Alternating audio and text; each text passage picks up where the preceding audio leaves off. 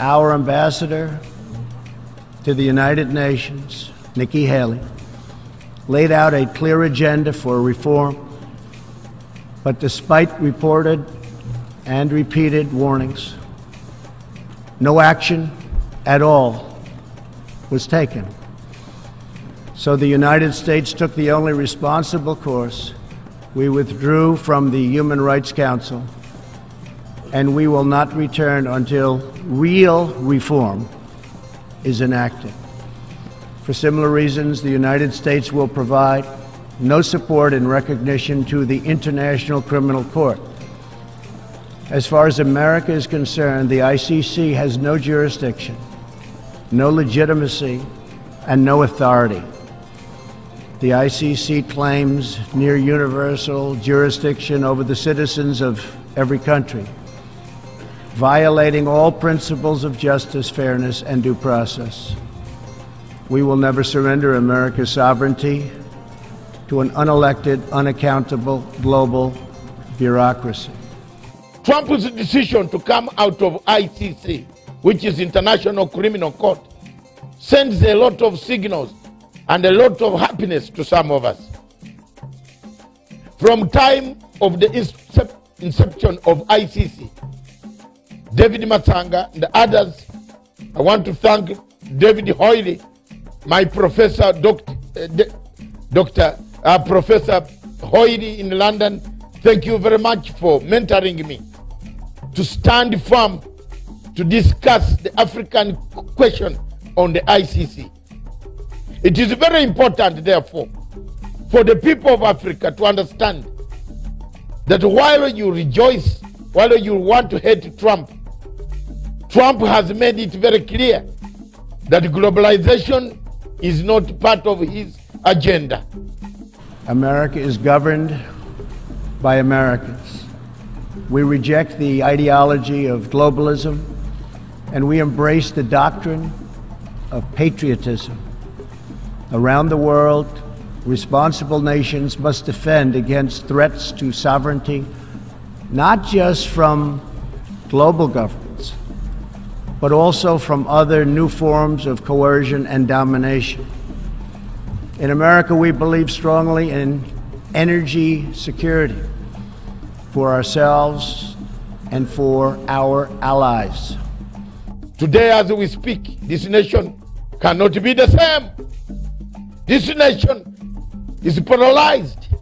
This nation needs serious redemption, needs the building of bridges. As a result of the ICC, the anger that was flowing from one end to the other created a problem that we see here, but people don't want to admit. People wait in Africa. Trump is correct. Let's wake up. Let's have a rebirth that delivers to hopes so that our people don't perish in the Mediterranean Sea. A rebirth that will bring about peaceful resolution of conflicts, like the conflicts that occur in South Sudan between Riek Machar and Salva Kiir. These conflicts don't give us any hope. These conflicts don't give us anything that is yearned for. These conflicts are a pity to Africa. We are lulled into the ICC in 1998 by Kofi Annan. America rejected ICC, stood firm and said, we can give you the money, but we shall not ratify for you because we have institutions. We have failed our own judiciary systems, but we want to be judged by another judiciary system which has no jury, it has no evidence, it has no separation of powers between the chief prosecutor and the investigative arm, and then with the prosecuting arm. That's the Africa we have.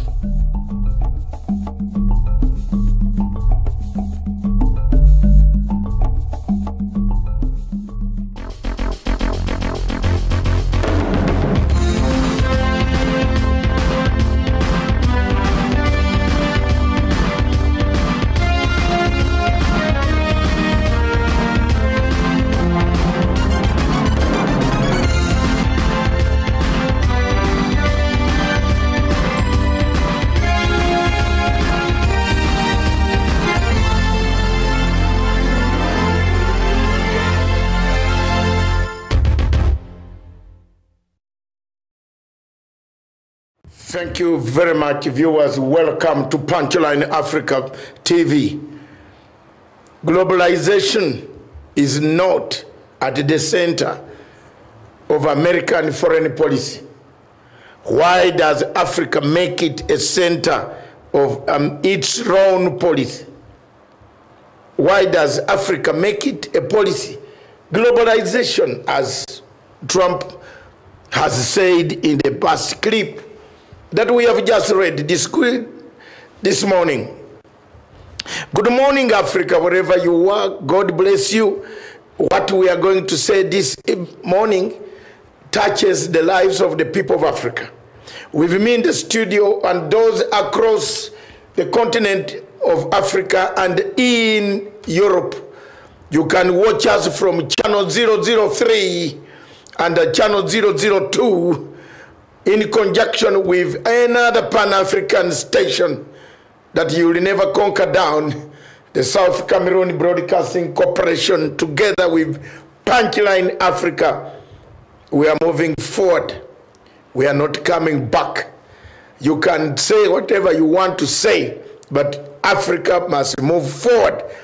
With me in the studio is none other than my co-partner in Pan-Africanism, Miriam Ogutu. Good morning, Dr. Matanga. Good morning. Yes. Nice to see you this morning. I think we are patterned up in a... Yes, talk about it. And you're still representing Africa very well. Pattern, yes. Yes. And unfortunately, the representation is done in Malaysia simply because I have now discovered that the National Youth Service of Kenya can make very good shirts. And I've told my people in Malaysia who have been making these shirts to return everything, size and whatever it is, back to Africa. I will do it from National Youth Service of Dr. Fred Matiang. Very busy man right now. A Kwango, non-speaking. He doesn't like Kwangos. Yes. He does not like monkey forest business. No love affairs with monkey business. Yes, thank you very much, Miriam. Thank you. Over to you for the great African news, and then we can go deep into, we are changing our program slightly into Kenyan newspapers. We shall look through the details and see what goes on today. The Kenyan nation is honored to host President General Museveni, Yoweri Gakuta Museveni of Uganda, who is on a 2-day visit to this country called Kenya, a member state of East African Community. General Museveni himself has lived in exile in Kenya and Tanzania. We were together there when some of us were very young, and he has lived in this country also as an exilee. So Kenya produces exilees who go and rule Uganda. So don't insult others. You never know. Yes. And that is a warning shot. But let me say this to the people of Kenya, that we thank you very much for the hospitality that you have given, for the gestures that you have always given to our Ugandan leaders when they ran away from persecution. Idi Amin was here. Milton Obote was here in a house in Umoja. Not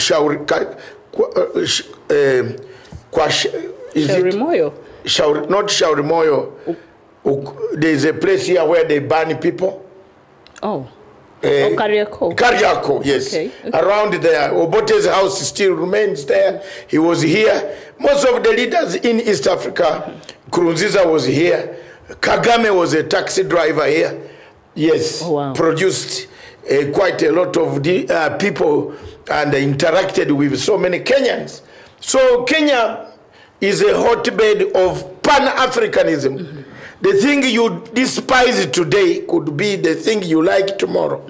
Remember, Mandela was called a terrorist, was called all names, a murderer, was called all names, but Mandela became the bedrock of all. So remember that, my fellow Kenyan brothers, that the hospitality you extend to other people could be tomorrow the bedrock of your own hospitality. Yes, indeed. President Museveni is paying a visit to the coast, and they will be inspecting the projects, and later on give a lecture at Kenyatta University in Thika, I think so, yes. On Thika. On Thika Road. On Thika Road, and then later on leave for home. We hope that by the time he leaves, he would have contacted Kagame to open the border so that our trucks are not held incommunicado on the borders. That's all I'm hoping for. Those who know more, who have knowledge like I do about the conflict between Rwanda and Uganda, we shall not speak. We only need quiet and silent diplomacy. And maybe President Uhuru Kenyatta can intervene and try to mediate between Uganda. He could intervene, but alarming statements coming from subordinates of President Uhuru Kenyatta don't help the Rwandese situation. I'm always very frank, because there is nothing you are going to take from me. The only thing you can take from me is life, but not experience and wisdom and age. You won't take it away from me. In fact, when I talk like this, I feel galvanized by my wisdom, what I've seen in this world. You look at me, I'm happy. You won't take it away from me until you kill me. Because I will say the truth, put it to you. If you don't use it, it's your trouble. It is important you listen. Some people should listen. Wearing suits does not mean you have knowledge. Just listen to elders who were there before. I don't think if you went to President Museveni, he will tell you he doesn't know Matanga. Ask him, he will tell you I know him. Because I fought battles with him. But later on I said, let's have a handshake for the best of Uganda. Bring the hand, bring it on. I have never gone back to box. But I'm a battle-hardened guy also. Yes. It's not like because people should be curtailed. I have no problem. You can have your business, but not mine. I have done enough for my country. I got the parties back. I got the peace in northern Uganda. It is running. Even some of the people cheated my money. They are there. But I don't fight. I use quiet means until I get that money. And nobody should tell me anything else. My money. And I will say it all the time. I sleep. If Konya had killed me, I will not be here on this planet. You cannot cheat my money and then go around telling people lies. Hakuna yo. Well, he's here now. I don't care. You can't. My money, let them be ashamed. Supposed to give somebody his allowance. The EU was going to give me my money. Why should somebody eat your money like that? And they are here. The minister who ate the money is a minister. He's here. He's come on the same delegation. Not the Minister for Foreign Affairs? No. Okay. Because I only know some. No, that one is going to jail in the US. Okay. Yes, the man is going there. He's going. That one will go. They will go slowly. Yes. I have no problem. But my money that I went and worked for, my allowances were not paid. Nobody should tell me I have a problem. If the problem, I'm ready. But my money, I will not keep quiet. Now that they are here, they can listen properly. I need my money. They paid me $48,000. The balance was $282,000. European Union, who funded the peace talks, wanted to give me the money. My house was mortgaged, was taken away almost by the bank, thanks to President Mugabe, who paid me the money to pay. But my money, it was not corrupt money. I worked for it. You earned it. Yes. Flying to see a man who had killed 1 million people is not very easy.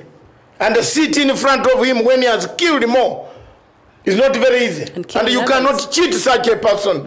And then you walk around the whole world and say, this is it. What is it? What? I'm a soldier also. What? My money. I need it. It would have saved my children would have died. I would have died. My children would be in pure bad condition. At least if I took it and gave it to my wife, she would have banked. I suffered for it. You can imagine you are going to do a peace talks. And somebody, a government of Republic of Uganda prints a headline. I'd not been to Uganda. I never met the president. And they said Matsanga met President Museveni yesterday and arranged to kill the rebel leader. Oh, wow. And I'm going to the bush. And these people joke around. And they joke around. To be honest, one of the ministers flying with President Museveni is the one who was supposed to give me my money. Let her tell the minister, the president, how much money he gave me. How much? $48,000 out of $342,000 of allowance. Riak is in Khartoum. Ask Riak. Ask Rugunda. I should keep quiet. When will I talk? When I'm in the grave?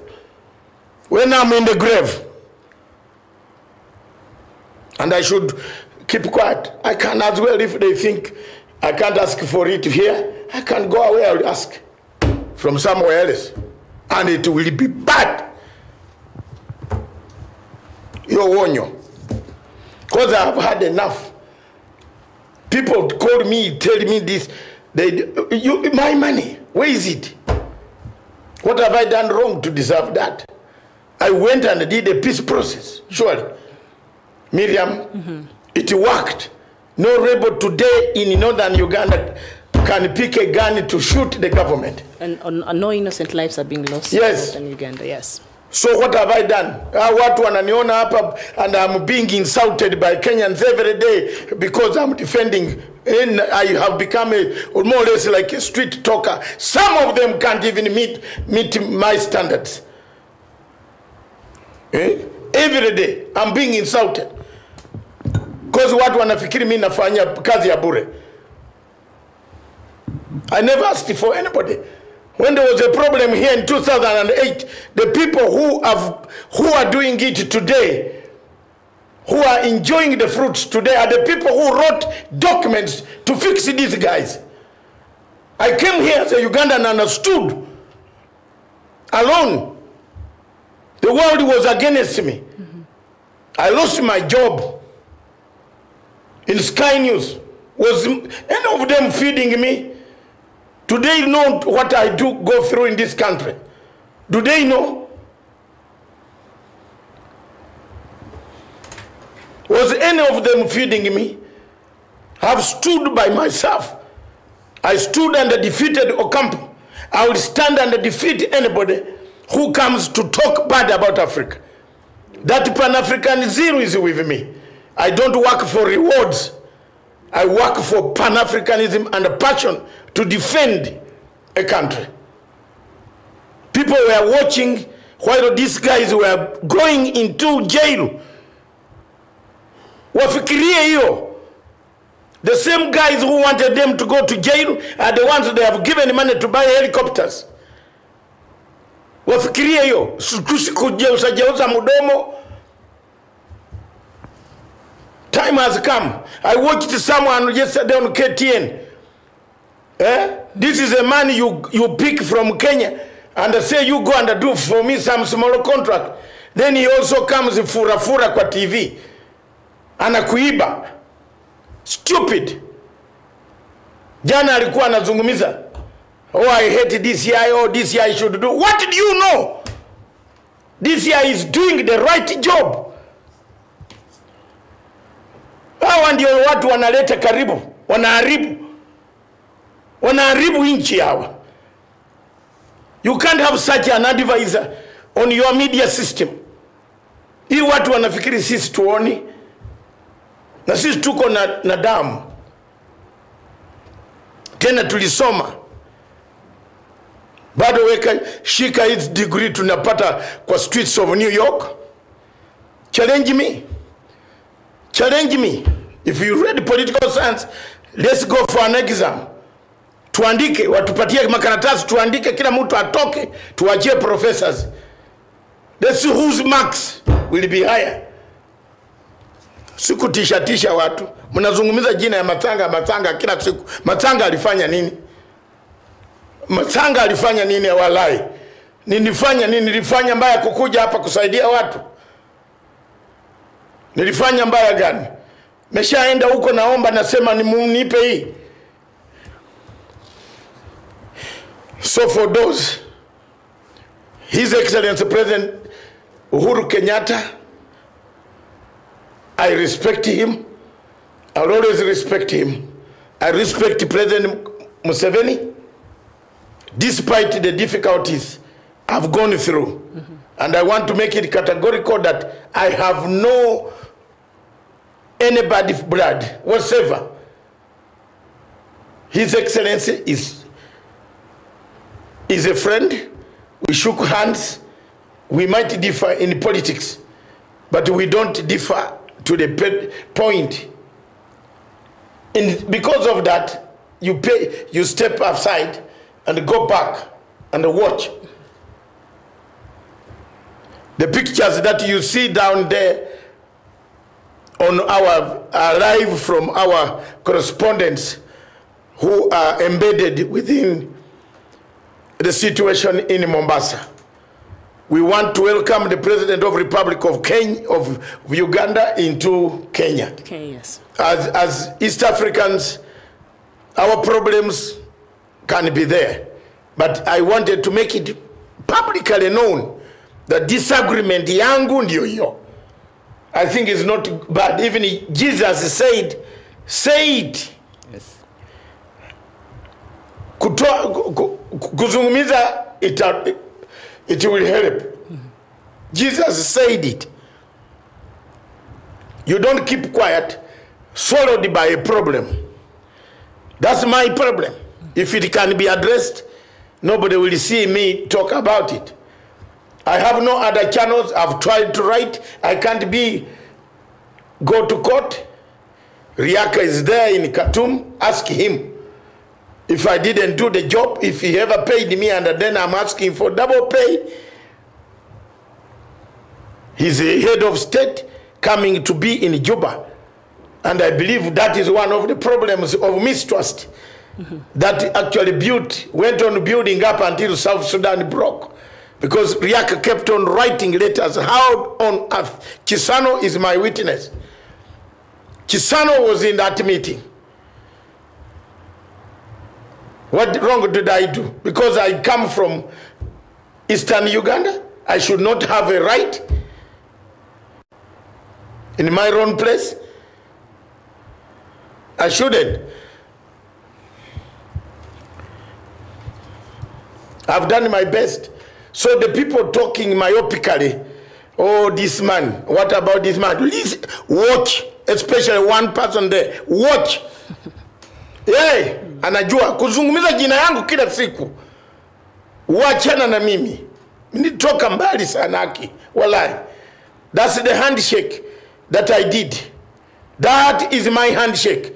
Those who don't know, that is the day on 8th December 2008. I took a step forward.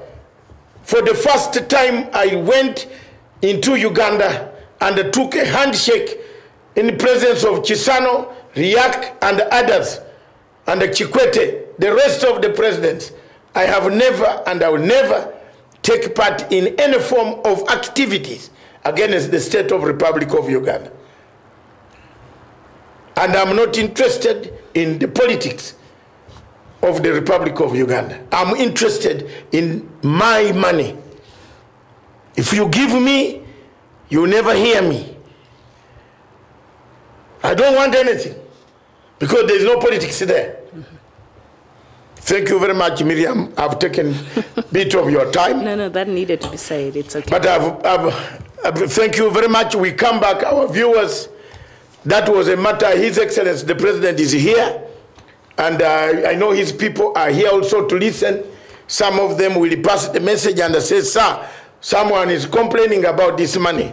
Yes. Why? Who? And I've seen one of the ministers who has just come there on the plane. She's the one who was supposed to give me this money. Otherwise, I will write to the anti-corruption Lieutenant Colonel Judith and tell her how I was conned. There's no other place. I will never meet this. Where will I? I can't shout. Those are problems. Those are the problems that you see Kagame talking about. Yo mambo, you saw Kagame's letter. Kagame's letter back. Yes. There are individuals there that Kagame is looking for. He said to Mukunde. Did you see that? You saw that letter. Yes. These are the problems, you know. The president gives an order and someone goes to eat your money. And you remain poor and you are laughed at. Watu wanakuchekelea. Wanakimbia kila pale, wanakimbia wanakuchekelea wewe. Nilifanya nini? Didn't I bring peace? Is there one gun there? Is there one gun there? Is there one gunman killing anybody in northern Uganda again? Had I not gone, had I been gone to 60 feet down, I would have died for nothing. And then people are walking.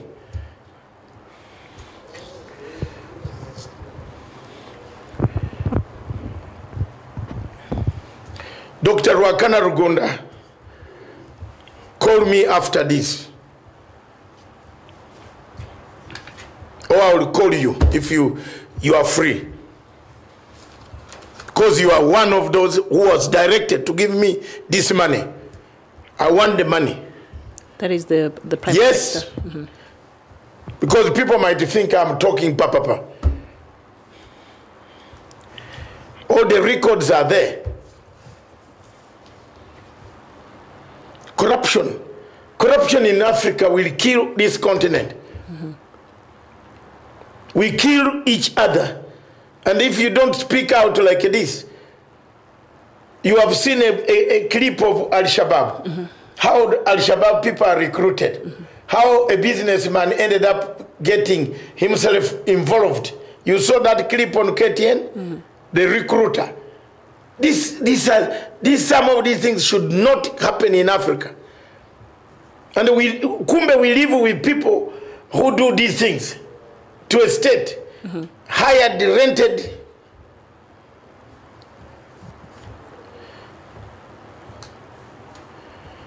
Rented terrorism.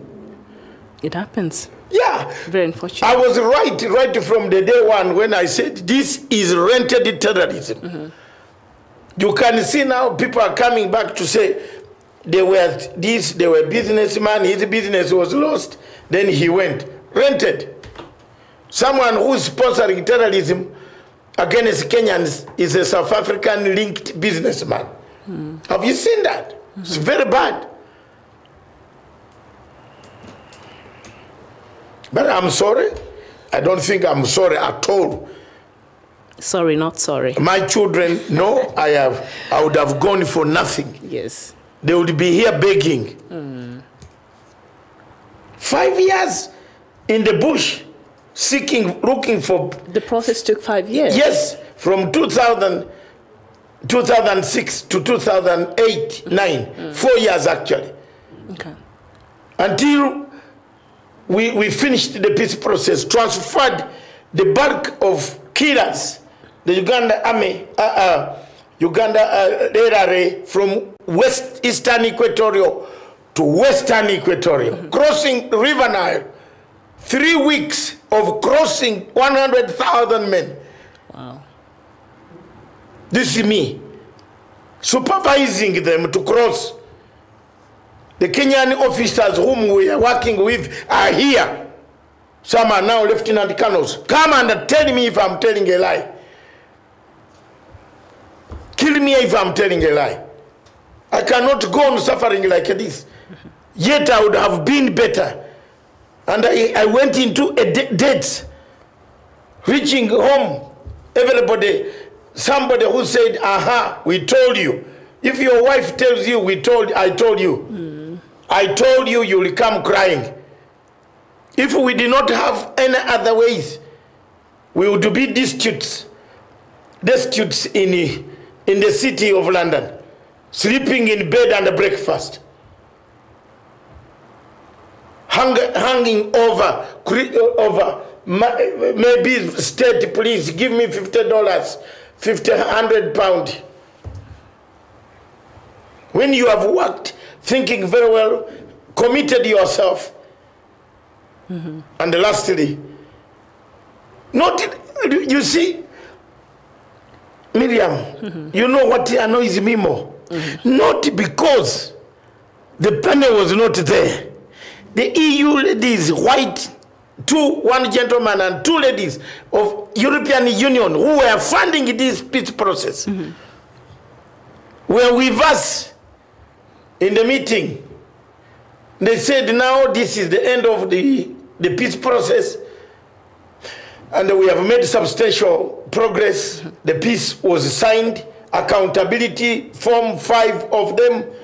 Now we need to account for the payments, hotels, bills, and so on. The whole government of South Sudan, of Salva Kiir, and I want to thank Salva Kiir. They paid their bills of the hotel owners.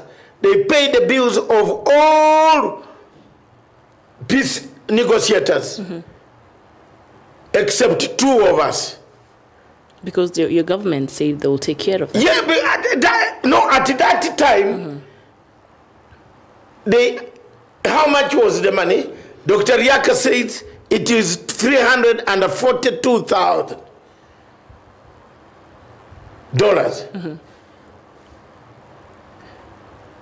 So the man turned and said, no, these two have helped Uganda. This is himself. He's on video. I can produce it to the world. And I said, no, you do this. Pay. This is a good gesture for you people. Where is it now? These are 10, 11 years. Where is it? Wapi? I'm here being insulted by people on social media, Kenyans. When I insult me, they think I don't have life. And I'm still defending Africa. Those who listen, listen. And tell him, don't ask me many questions, because I'm not going to say it anymore. At least today, those who want to listen, who are watching, who can deliver the message, deliver. I will not speak about it again. I'm an East African. Whether you don't like me in one East African state, but I will remain an East African. But I tell you one day, this man, this is East Africa, will be there, and I will be there.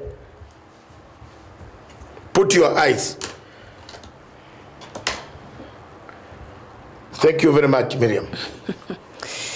All right, I think that needed to come out. Thank you so much. Thank you, our viewers, and for those who are writing to us. Kwang, Apal, Choul, Ranley, thank you so much for joining us. Lamin Conte, and the rest of you who are watching us. Mungai Mwangi saying, Matanga, fight it, don't be intimidated. Indeed, our viewers are encouraging you, saying it's your right, you should go for it. Anyway, good morning, good afternoon, good evening, depending on where you're watching us. This morning, it's just 31 minutes past 11 a.m. East Africa time, and this is the latest coming from the African continent this morning, and we start with Comoros, where the president of the Comoros Islands has been re-elected in a landslide victory, which the opposition has described as a sham. The Electoral Commission announced that President Azali Assoumani had won just over 60% of the votes, 4 times more than his nearest rival, Mahamadou Ahmada. We go to Burundi, where Burundi has released 3 schoolgirls who were detained for allegedly scribbling on President Pierre Nkurunziza's picture in textbooks. Justice Minister Aime Laurentine Kanyana has said the detention of the girls about 2 weeks ago on a charge of insulting the head of state had led to a social media campaign under the hashtag Free Our Girls, with people posting on Twitter images of the president defaced with clown wigs and twirly images. And more about the cyclone update and what is happening in the countries that were affected in southern part of Africa. Now the United Nations World Food Programme says that Cyclone Idai, which hit southern Africa 12 days ago, wiped out a whole year's worth of crops across states of Mozambique, Malawi and Zimbabwe. World Food Programme Executive Director David Beasley told the BBC that the farmers had lost everything and the aid effort urgently needed funds to tackle what was going on to be a long-lasting humanitarian crisis. We go to Algeria, where the army chief called on Tuesday for President Abdelaziz Bouteflika to be declared unfit to govern following weeks of mass protests demanding the ailing leader to step down. The move will potentially clear the way for elections to be organized in the coming months unless the president recovers.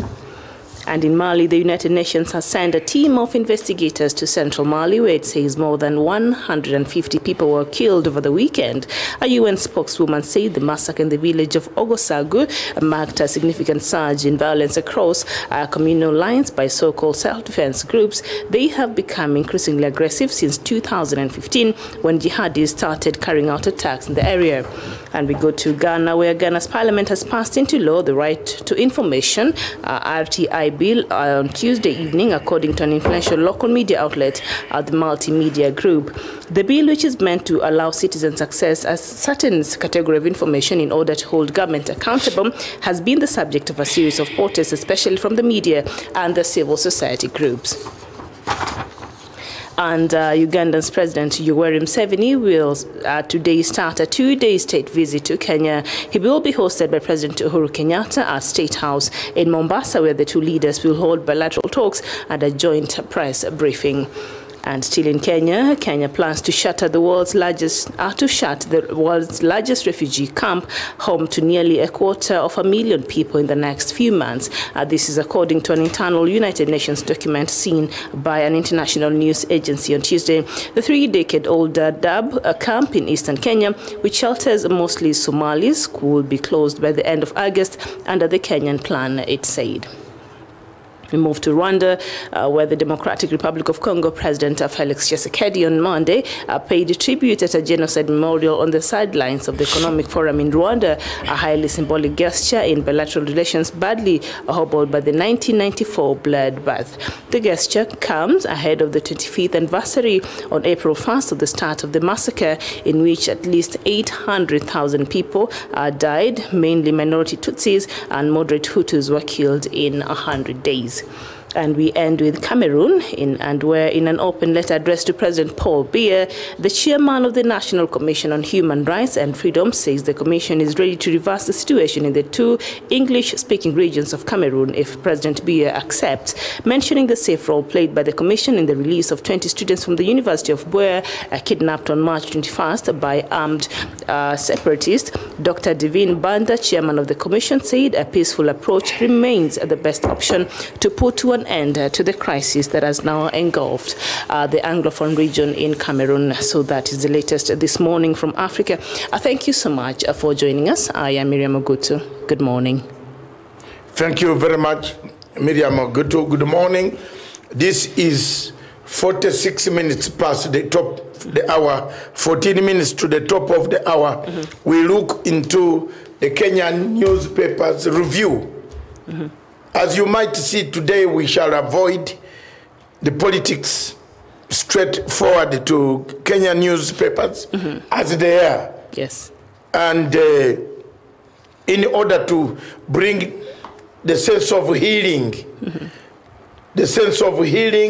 national reconciliation, yes, and the redemption strategy of which I have excelled and of which I am part and parcel of making sure that peace prevails in Africa. we shall now look at ways of putting the country in a better, moderate way. But while doing that, we shall not lose focus on the amount of corruption that is eating the same fabric that it pretends to be working. And I think these are some of the things. That's why I want to go with you. Yes. You as a Kenyan. Today I'm coming along. Yes. I'm here for the ride. Yes. Yes. You can come on around as a Kenyan. Yes. I will start by reading the Daily Nation. As a Kenyan frustrated youth. Yes. Yes. Raila eyeing DP job. Yes. Ruto allies now cry. This is something, and I'm sure my Ugandan people are watching today. Very carefully, yes.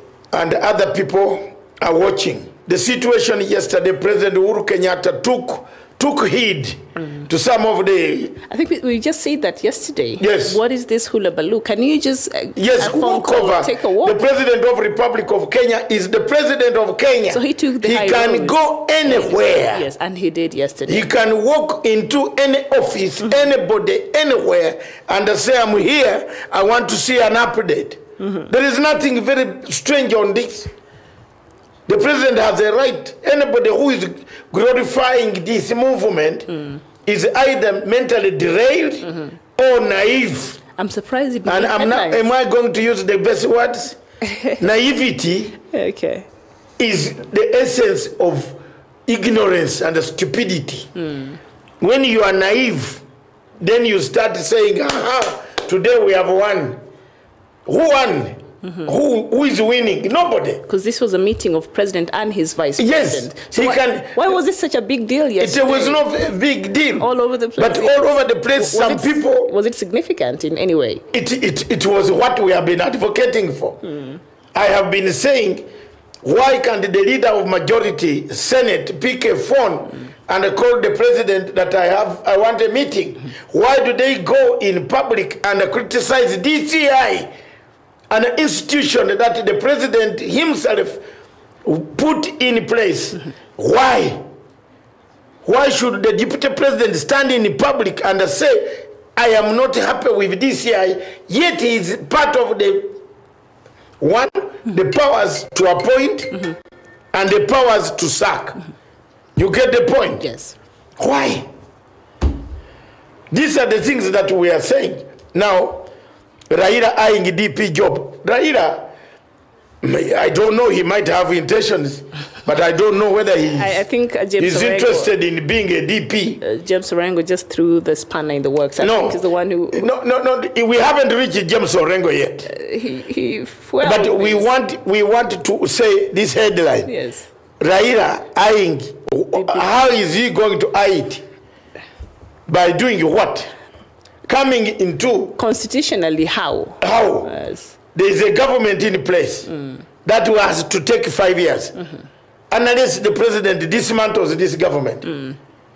You see, people take cheapness. Yes, and yes. And the truth is, even whatever ACI Senator James Orengo is wants to front, that's his view. Those are his views. And even if he brings... He said for him, he has evidence which he is not going to take to DCI. He should. But he's going to use another way to bring this to an end to save taxpayers' money. Ma'am, just give Orengo credit. That's what he has said. So he needs time to prove He's putting his evidence. Altogether. Orengo is not the first person who has said he will challenge the deputy president. Mr. Murafe, David Murafe, is here. He said it. Yes. He said he's going to move a motion to the Supreme Court to make sure that he challenges. So did it mean that Murafe also maybe could have eyed the DPs? What is going on? Now, when you talk that, then you say Murafe wants his job. This job is on this one, this headline is misleading. So the headline is misleading. Raila is not eyeing the deputy's job. But you see, when you look at DP's surrogates and his camp and how they've been talking, and yesterday I was watching another, one of the local talk shows, I think KTN in the morning before I came to work, and this lady, the Laikipia women's representative, if I'm not wrong.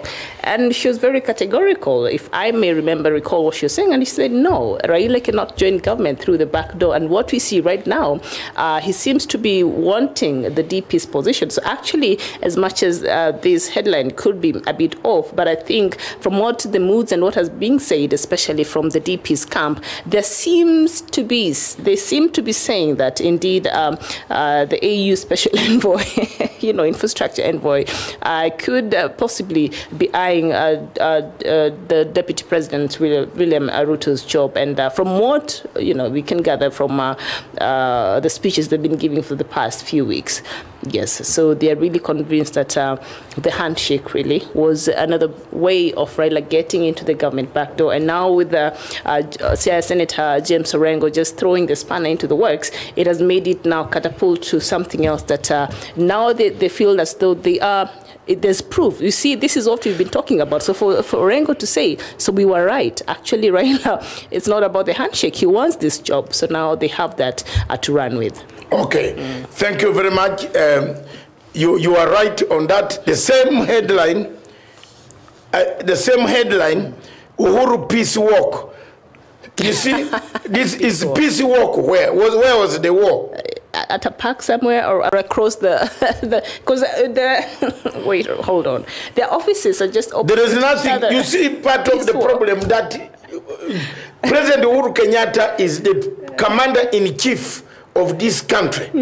He can walk anywhere at any will. Yes. Whether committee prison at night.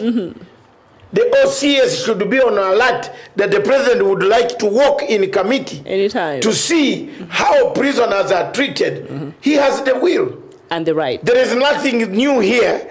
In fact, for me, when I saw that walk, yes, I said this is political maturity. It's a political maturity and a bit of a PR, yes, on the side. Yes. Political maturity. Yes. He's taken a step. Yes. He took the He has listened to all what comments people are throwing at him, yes, on social media. I am the only man standing on social media, Miriam, you have seen. The only man standing with few, myself, Wahome, Njoroge, Pauline Njoroge, myself, Wahome, Joe Muthemo, and a few of us standing by the president. The rest of the malcontents have been channeled, paid money to attack. And I think the opposition, to cause apathy. The opposition has been happy with and what's then happening. Opposition, the only other people from who are coming into the aid in the social media. Yes. To the point that the president is social media itself. Yes. Reached the state where it could not hold anymore. Yes, the center. The center couldn't hold anymore. I think that was a very great move by the president, especially seeing that also it is believed that... We have a problem with our transmission. I think you can see. Yeah. I thought it was SABC, but it appears as a whole we're having issues, but even...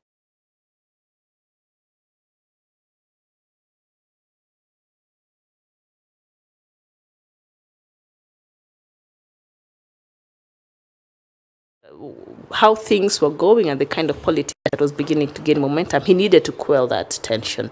He needed to sort of bring peace and be the bigger person and walk into the vice president's office and assure him, perhaps, our partnership. Thank you very much, yes, viewers. Some of our systems not infiltrated. Yes, no, because we have been talking. Yes. And somebody seemed to be sending a signal to disrupt our talk. Can you see that? Okay, I think we're just having a bit break to rectify the problem. Yes. And then we will be back. Please don't go too far. Don't go too far.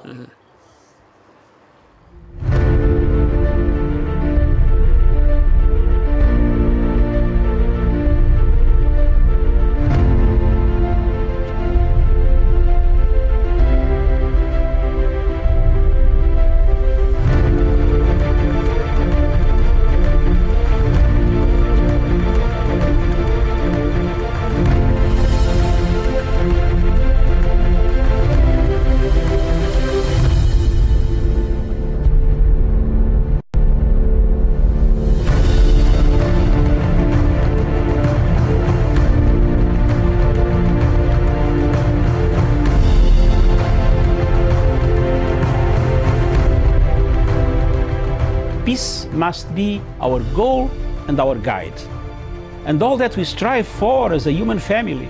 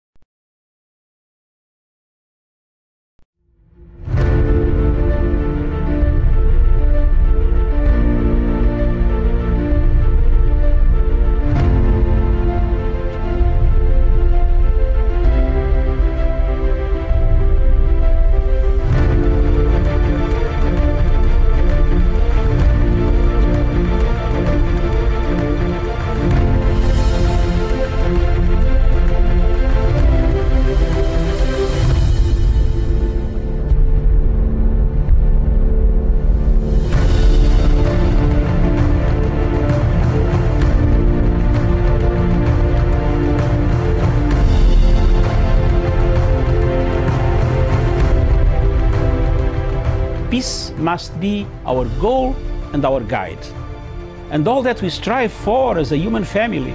Dignity and hope, progress and prosperity depends on peace, but peace depends on us.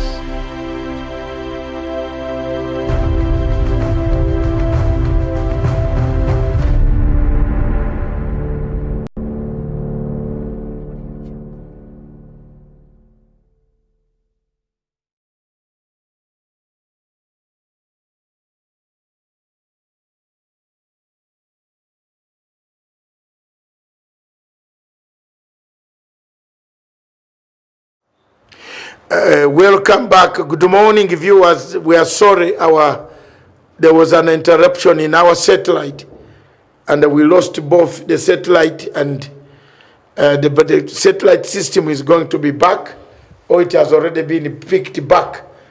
It is back now from Germany, and we have restored it on it. But you could see some other news. We have backup studios. But thank you very much, viewers.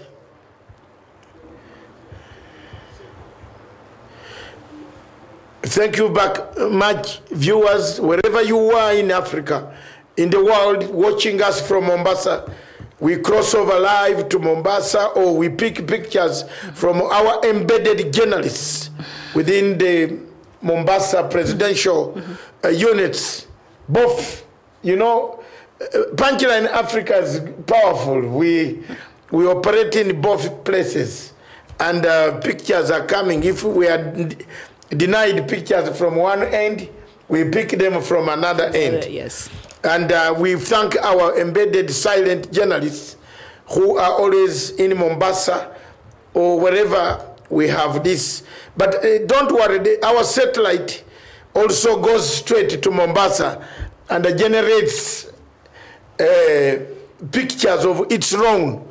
We don't need to send journalists there. This is the good thing with this digital platform. The Rio TV, like a Citizen, they have people on the ground. Yes.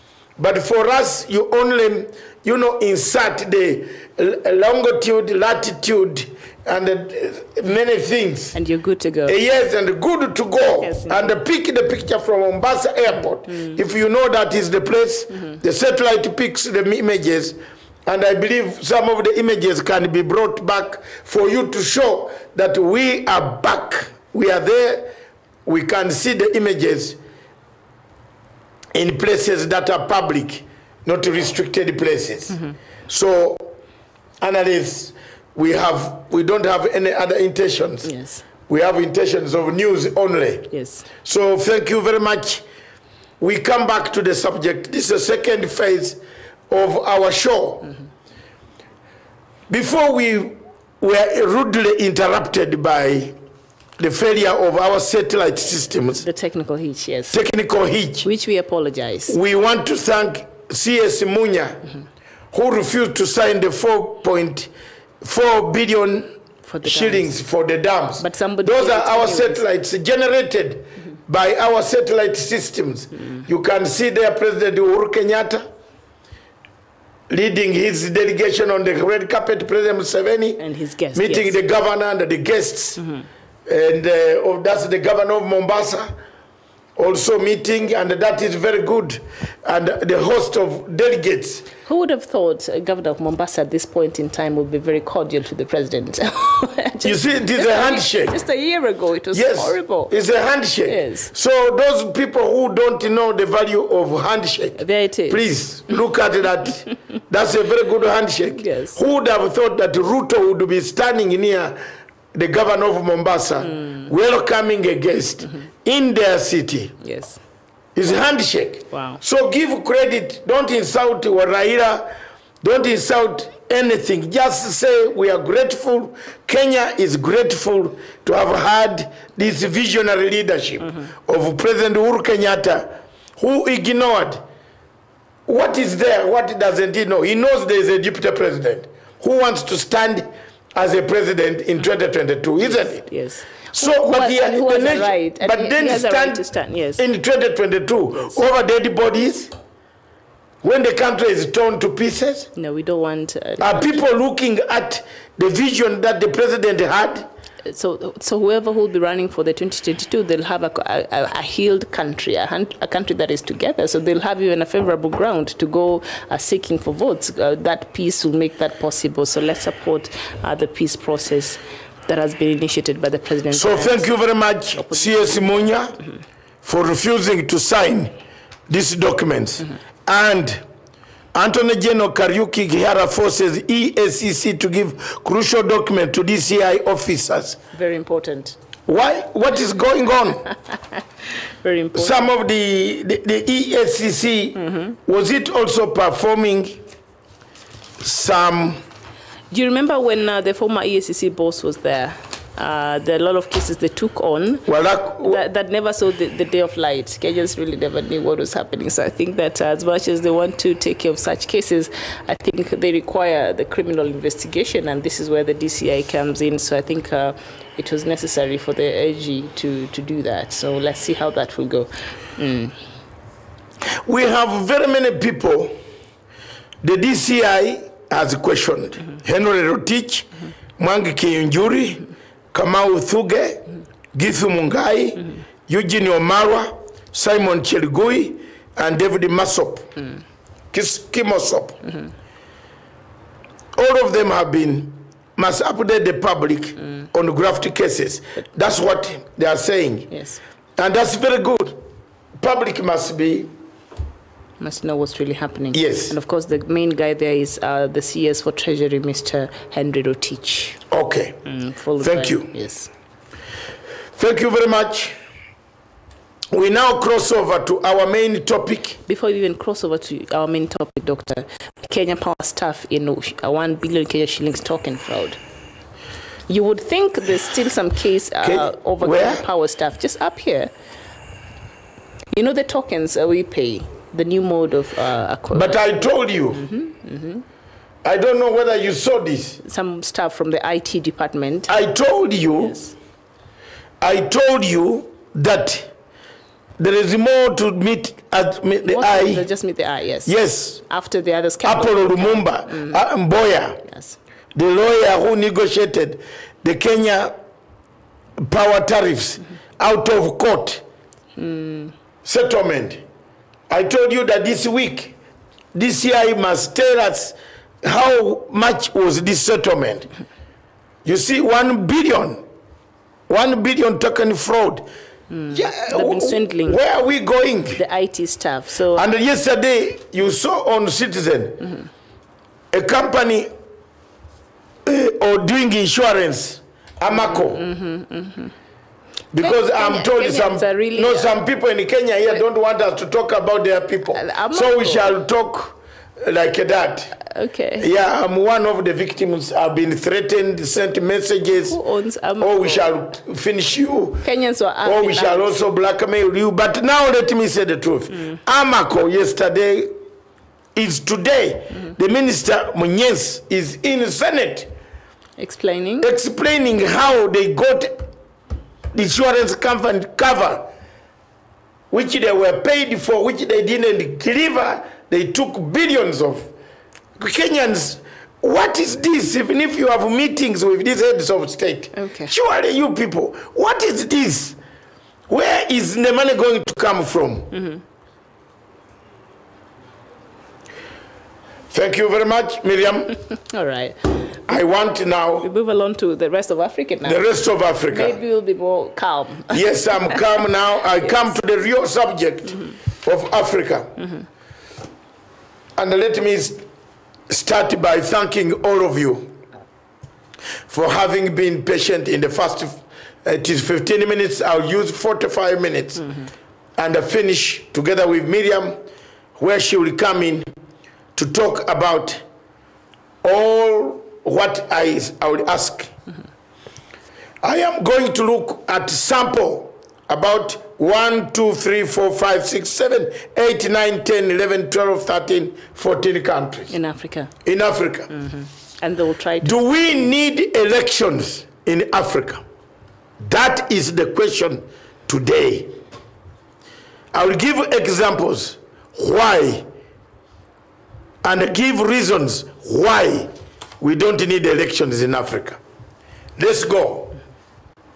Country number 1 on the radar system is Cameroon. President Biya has been in power for 42 years. President Biya has held several elections. President Biya has also got the 7th term. Surely you can, of 7 years. He held an election last year in October. Which was a scam? Which was a scam, a very big scam, Miriam. Any of you in Africa who thinks this election was worth it, write down worth it. Those who think it wasn't, write down it was no. No or yes. Was this election in Cameroon worth it? Yes or no? You will see that 99.1, even 100% of people in Africa will not even say there was worth an election in Cameroon. The election in Cameroon was between Biya versus Biya. Not Paul Biya versus Paul Biya. Not Maurice Kamuto, who right now is in police cells. Yes, not Kamuto. This man is in custody. Yes. So there was no election in. This was between the president and the president. Yes. Biya versus Biya. Do we need an election in Africa? Look at what Amazonians are going through. Being molested, being killed, being beaten, being tortured, being raped, being defiled, being hunger, eaten by hunger, famine, being displaced, living as refugees in their own country. Do we need elections? Hallelujah. Do we need elections in Africa to see that there is death in Cameroon? Do we need more eyes, more brains to see extra brains. There is already death in Cameroon. The killings are taking place in Cameroon. The people are dying in Cameroon. Amazonians live in the forest. Amazonians don't go to school. The children are not in school. The courts are not functioning. There is no internet in one part of Cameroon. Do we need elections in Africa, or we need a different format? That's country number one. Miriam, you have any comments? I think these are very vital questions you're raising there, looking at the mirage and the scam that was the Cameroonian elections, and to think that one part of the country is voting and happy to do that, and the other part of the country is not even part of that election, and you want to stand with a very held up shoulders, thinking that actually you're running a country when your country is fractured and one part of your country is not even feeling as though they have been represented, does not even want to be part of that, part of your leadership. And you still insist that you're the president of this country and think that you've had elections and you've been elected and you're walking around feeling as if you're a legitimate president. I think that is a very big problem for the leadership of our Cameroonian President Paul Biya. Thank you very much. Country number two, Algeria. Yesterday, the Army Chief of Staff of Algeria, look at that, came in, stepped in and said, Bouteflika, it's time to go. Time to go. And I want the younger generation of Africa to rise up, to look at this positively, dialoguely, extend extra dialogue, engage the stakeholders. Status quo. Challenge that. And ask them, do you need to be on a wheelchair in Africa in order to be a president of that nation? By all means necessary. Look at Algeria. Viewers, those watching me, do you need to be on a wheelchair? Do you need to lose all the legs? Then come back on a wheelchair and say, even when I have lost even the voice to talk, I'll use signs, but I must be the president. Does Africa need elections? No. And of course, Army gave a warning sign last week, and they said, you know what, the citizens of Algeria, they have been protesting, and whatever the issues they're raising are very legitimate, and we hear them, and we appeal for calm and all, and we appeal for the president to step down. So they were hoping that President Abdelaziz Bouteflika will actually heed to that. So they were giving him time. The army was giving him time to see if he could do the honorable thing and just step down in peace. He already said he's not contesting the next elections. So they were expecting for him to formally resign and to fully step down, although of course after the next elections he's not going to contest, and Algerians expect a new president. So what is such a big deal that Bouteflika still finds it just to sit there and wait for the next elections, which the date has not even been issued, because the initial election was supposed to take place in April 18th, and that was moved forward after he said he's not going to contest. So the people of Algeria are saying, okay, fine, you're not going to contest, but why are you still sitting there as the president? We don't want you to be there. Can you please step down? So the army gave him time, and he's refusing to do this. So now for the army to step in, and I think these are the times that the army becomes very necessary for a country, when they step in for the better good of the country, as we're seeing them stepping down right now, and that, to save the whole country. So it's such a shame that Bouteflika still feels it's important for him to just sit there as the president. We don't need elections that bring us bloodshed. Remember, that is the question. A president was elected when he was normal. Then he ends up on a wheelbarrow. Is it a wheelbarrow or wheelchair? It's a wheelchair. He suffered and still sticks. Don't you have some sense of your own consciousness? Just common decency. And come out and leave the people. Do we need elections? We come to Nigeria. Nigeria held elections just 2 months ago, in January. And was it? In February, it was supposed to be 16th, it was pushed last month. 23rd, yes. Just over a month ago. Yes, over a month ago, Nigeria held elections. 84,000 voters, million voters were registered. 84 million voters, registered as voters. Out of 84 million voters in Nigeria, only 28 voted. Therefore, the question is, where did the 54 go? An indictment into Buhari's leadership. It means Nigeria needs to be rearranged, reconstituted, new order. 54 million people did not come to your rescue. You claim to be doing very good services to the people of Nigeria.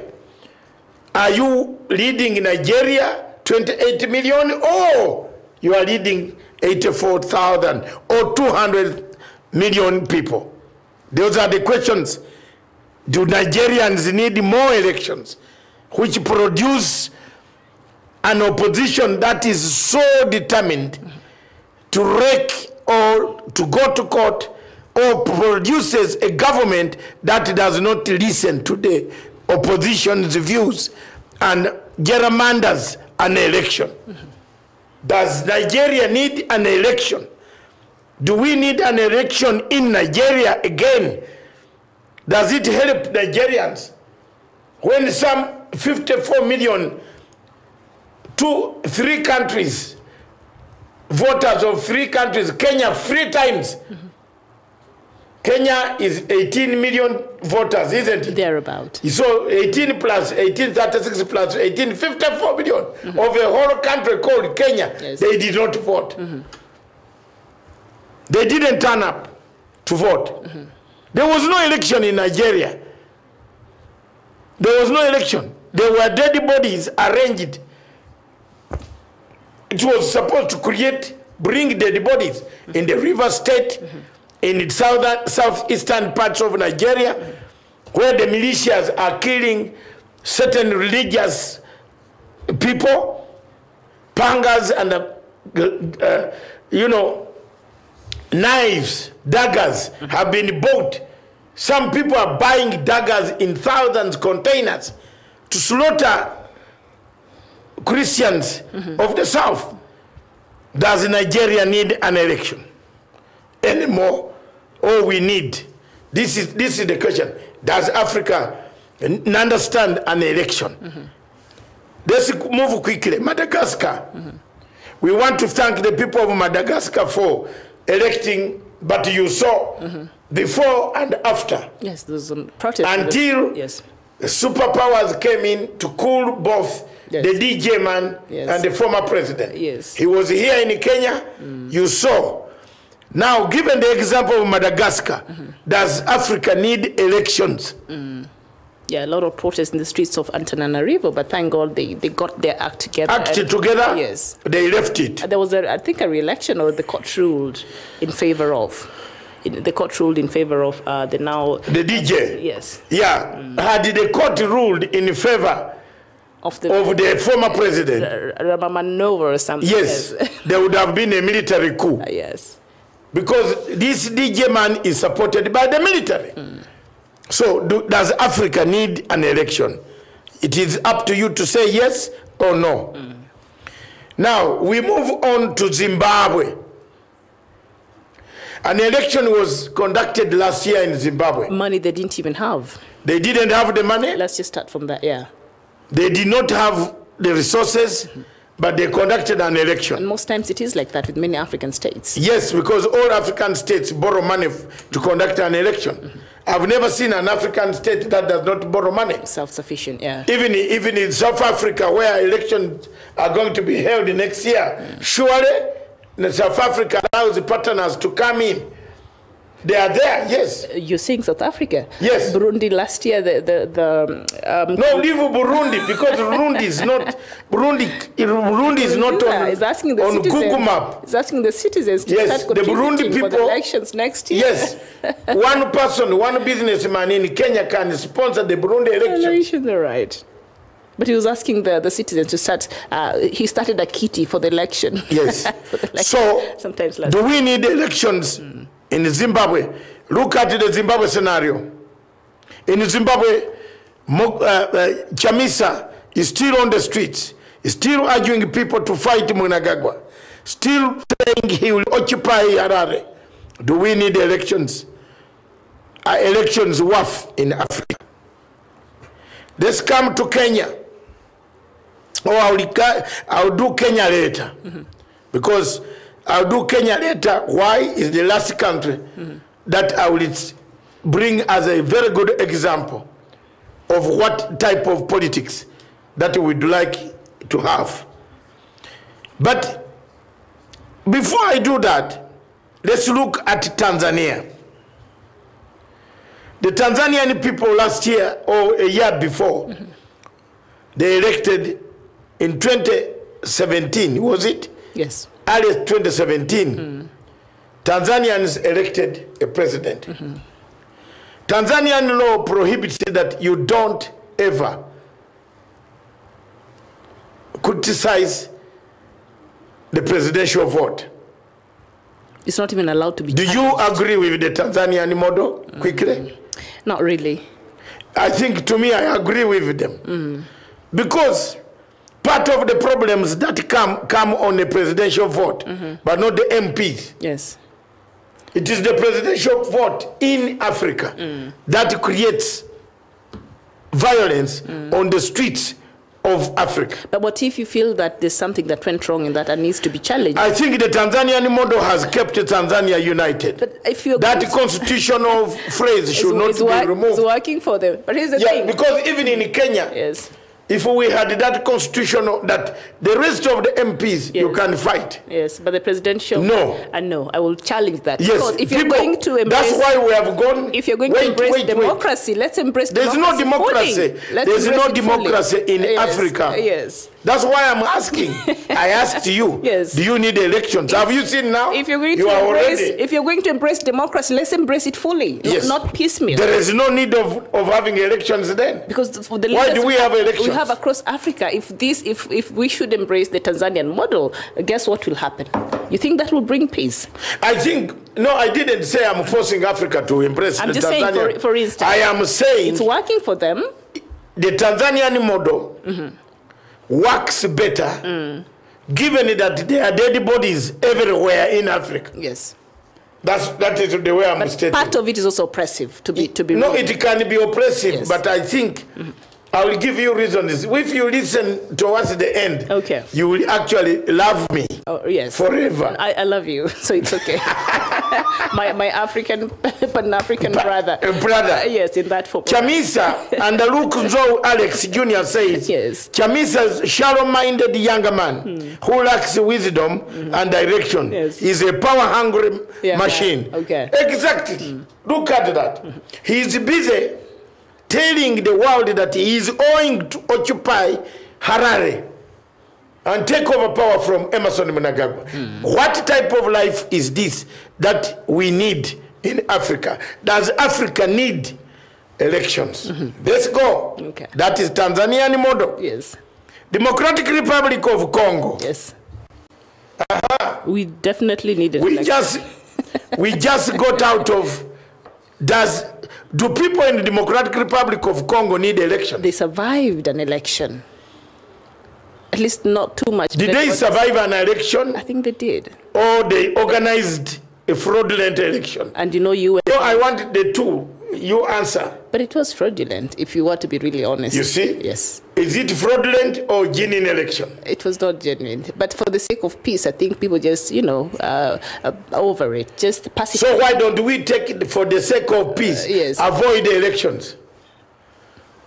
And sit down all the clans of Democratic Republic of Congo. Yes. From south, that brown man of TP Mazembe. Yes. From east, Kabila, the Nyamulenge. From Ubemba. From Mr. Tshisekedi. Yes.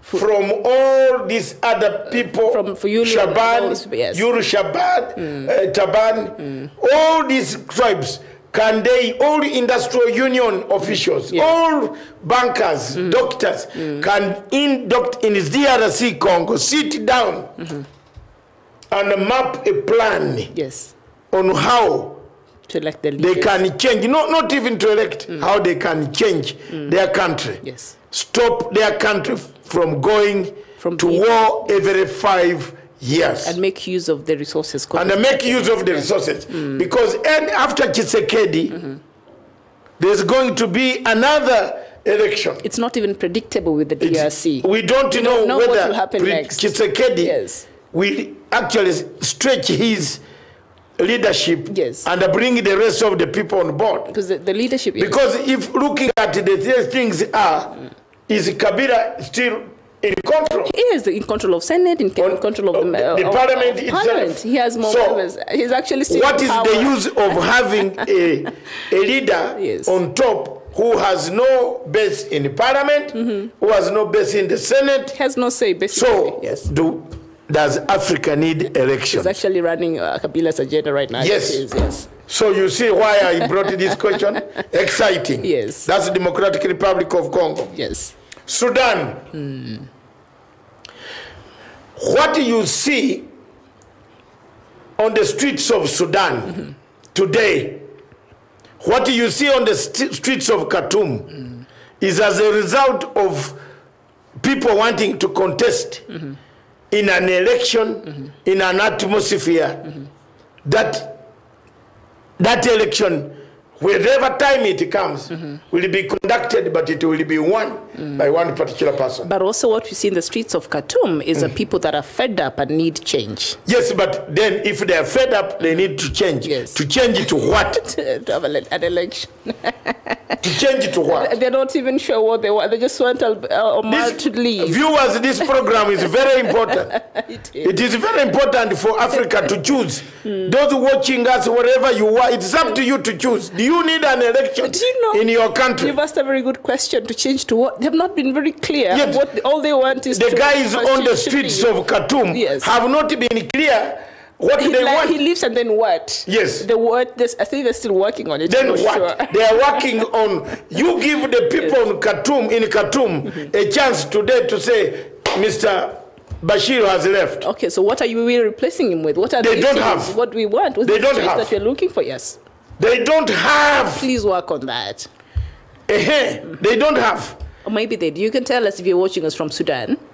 The countries that we are talking about, Cameroon, Algeria, Nigeria, Madagascar, Zimbabwe, Tanzania, Democratic Republic of Congo, we are now on Sudan. They remain on the streets of Khartoum, don't know what they want. Even if you say Bashir has left now. Therefore, do we need elections when you don't even know how to conduct them? Do we need elections in Africa? Are we ready in Africa for an election? An election must have a winner. But is Africa ready for it? These are the questions. These are the questions, fellow viewers, or those viewing me. The people shouting in the streets, the women shouting in the streets of Khartoum, do they know why they are shouting? Do they know? Say, okay, Bashir has gone. Like now Bashir is going. Have you seen the American government for the first time stood on the side of Bashir?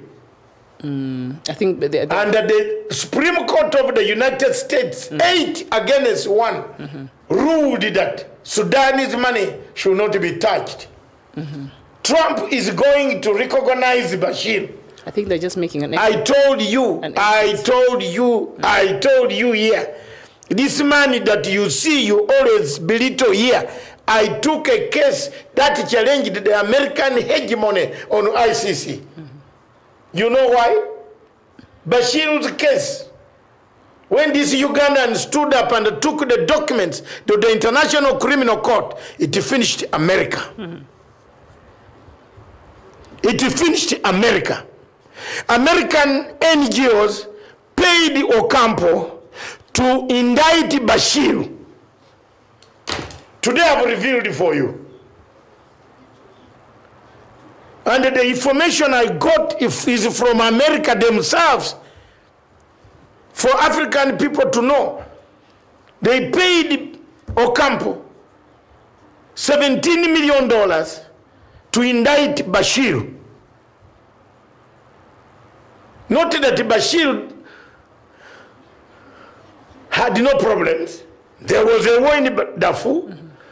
Mbeki, myself, and others, we cleared that war. The people of Darfur remained, and peace has returned in Darfur. The Americans themselves, NGOs, paid money to the International Criminal Court chief prosecutor, personal assistant account called Sylvia Gumedi to indict Bashir. Now you see Bashir is on his way home. Yesterday the Supreme Court in America ruled 18-1 against 1. 8 against 1 not to touch American Sudanese money. Some Americans had gone to court to sue that Al-Qaeda that were based in Sudan are the ones who hit the ship in Yemen. The courts in United States Supreme Court, 8 judges backed by Trump. Can you imagine? American government president backed the motion in the court. Bashir is going home. He's free. He's going to hand over power. He's just arranging for handing over power. For those who don't know me, know me, try me, and I will bring you down. I'm telling you.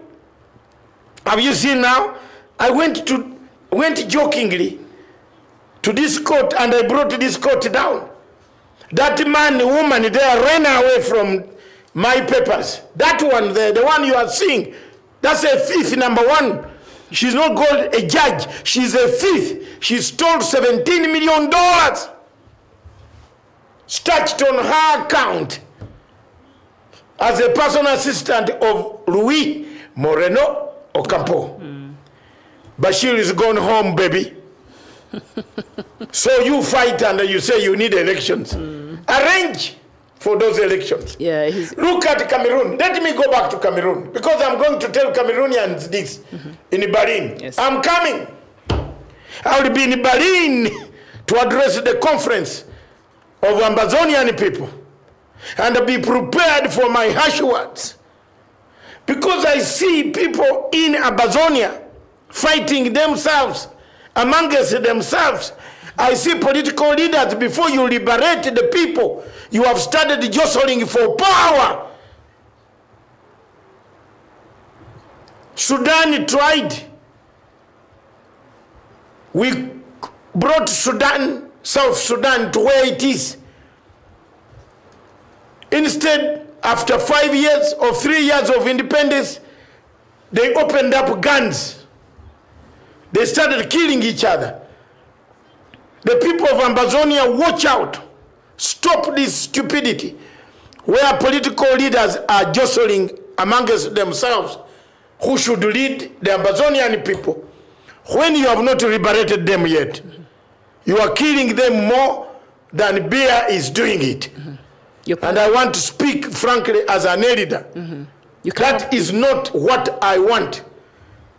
I'm addressing them here because they watch this channel. Don't do it. Don't. If you don't want to liberate the people of Amazonia, don't start looking for power bases. Start liberating them first. Let's have a state called Amazonia. Then we can see what we can do with the state. But not to start jostling for power. I am telling you, the men on the streets of Khartoum, if you put them in one sitting room, they will blow each other up because they don't have a timetable. One would like to bring Islamic Sharia, another one will remove Sharia, another one will move, I want democracy based on America level, another one will say British level. They blow each other out. So they're not speaking the same language? No. Sudan is purely a regime change. Sponsored, equipped, supplied by a man called George Soros. But Americans have come in from Trump side, stopped the flow of blood on the streets of Khartoum and Omdurman Bridge city. That's what Sudan is. Where is Sudan again? Sudan is Khartoum and Omdurman, isn't it? The rest of these Bahazel regions and other regions, these are small places. The population lives in those two cities. And the Port Said and other Port Sudan. So Sudan is an example of a state where elections cannot be conducted and the winner says, I am here. Thank you very much, the loser. And the loser said, you won me. Thank you very much. So, do we need elections in Sudan? Just before you move on, Clovis said, Raka, you're asking, so what about you come up with a solution for Khartoum? So what would you suggest to be a solution for Khartoum as it is right now? The solution for Khartoum is for all Sudanese to sit down and find out why they are very good at growing food, why corruption has entered their community, why corruption has entered their communities, yes, why the food is not enough on table, why the price of bread is too high, which is causing insurgency on the streets, and find out, including Bashir himself, because for you to start isolating Bashir is like when I went to do the peace process in Uganda. Konyi the first day told me, we don't want Museveni on the table. I said, I will not come back here. I told the commander who escorted me to the plane, go and tell him I will not come back here if he doesn't want to see President Museveni on table. Because President Museveni is the president of the Republic of Uganda who has mandated the peace to go ahead. Negotiations. So if you say you don't want to negotiate with him, who are you then? I refused. Then they say, oh, that was a mistake. Come back. So if you say you eliminate Bashir in the Sudan equation, you want to solve it. No. Because Bashir also for these 20 or 30 something years, he has for 30 years, he has supporters. A child who was 1 year when he took power is now 30 years old. And he knows only Bashir. Where are you going to take him? You cannot wish him off. Yes. He has to be part of the solution. Of the solution. Yes. So that is what you should do. You don't need elections in Sudan. Do you think when there is peace in South Sudan, same will happen for North Sudan, for Khartoum? Yes. No, it will. If there is peace in Khartoum, there will be peace in South Sudan. All right. Believe me or not. And of There's someone controlling that fragile peace. Very fragile peace. And of course, right now, Sudan is one of the very important players in regards to finding another lasting peace in South Sudan. So their peace seems to be intertwined. So we need the peace for the both countries to work, and for Sudanese people to just go to the drawing board and find out how they found themselves where they are today. And that should happen also with South Sudan. All right. So we actually moved to South Sudan, I guess. South Sudan. One of the problems that caused Riek Machar, apart from corruption, was the constitutionalism. How to conduct an election or not. Does the Salva Kiir serve an extra 1 year or 2 years? When is he leaving? Because the mindset of every African is election. Yeah. But where did we get this word election? I don't see it in Plateau Republic. Who coined it? I'm a scholar of the Plateau Republic. Socrates. Socrates talked of democracy. But he did not tell you go and hold elections. If you look at Plateau Republic, the shoe cobblers of the streets of Athens sat down in a hall and chose their leaders There was no election. They looked at the upright guy, the best warrior amongst them. Yes. And they said, oh ye, you become our leader today to conquer Constantinople and the barbarians who were coming to invade our city. There was nowhere, and I want any political scientist to quote me any place where Socrates said there must be election. Show me. Maybe I might have missed my political science lessons. I go back again to my professor in London, Guildhall University, Metropolitan University today, and ask, why did I miss this?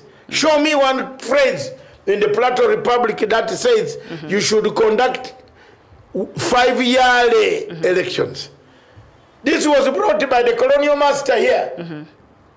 A colonial master who was able to travel 2 million miles or 200,000 miles to come to Nyasaland, northern Rhodesia, to go in Tanganyika looking for the source of River Nile, and arrived somewhere and says, at last I've seen this, was already organized, had already got a middle class. Does Africa have a middle class?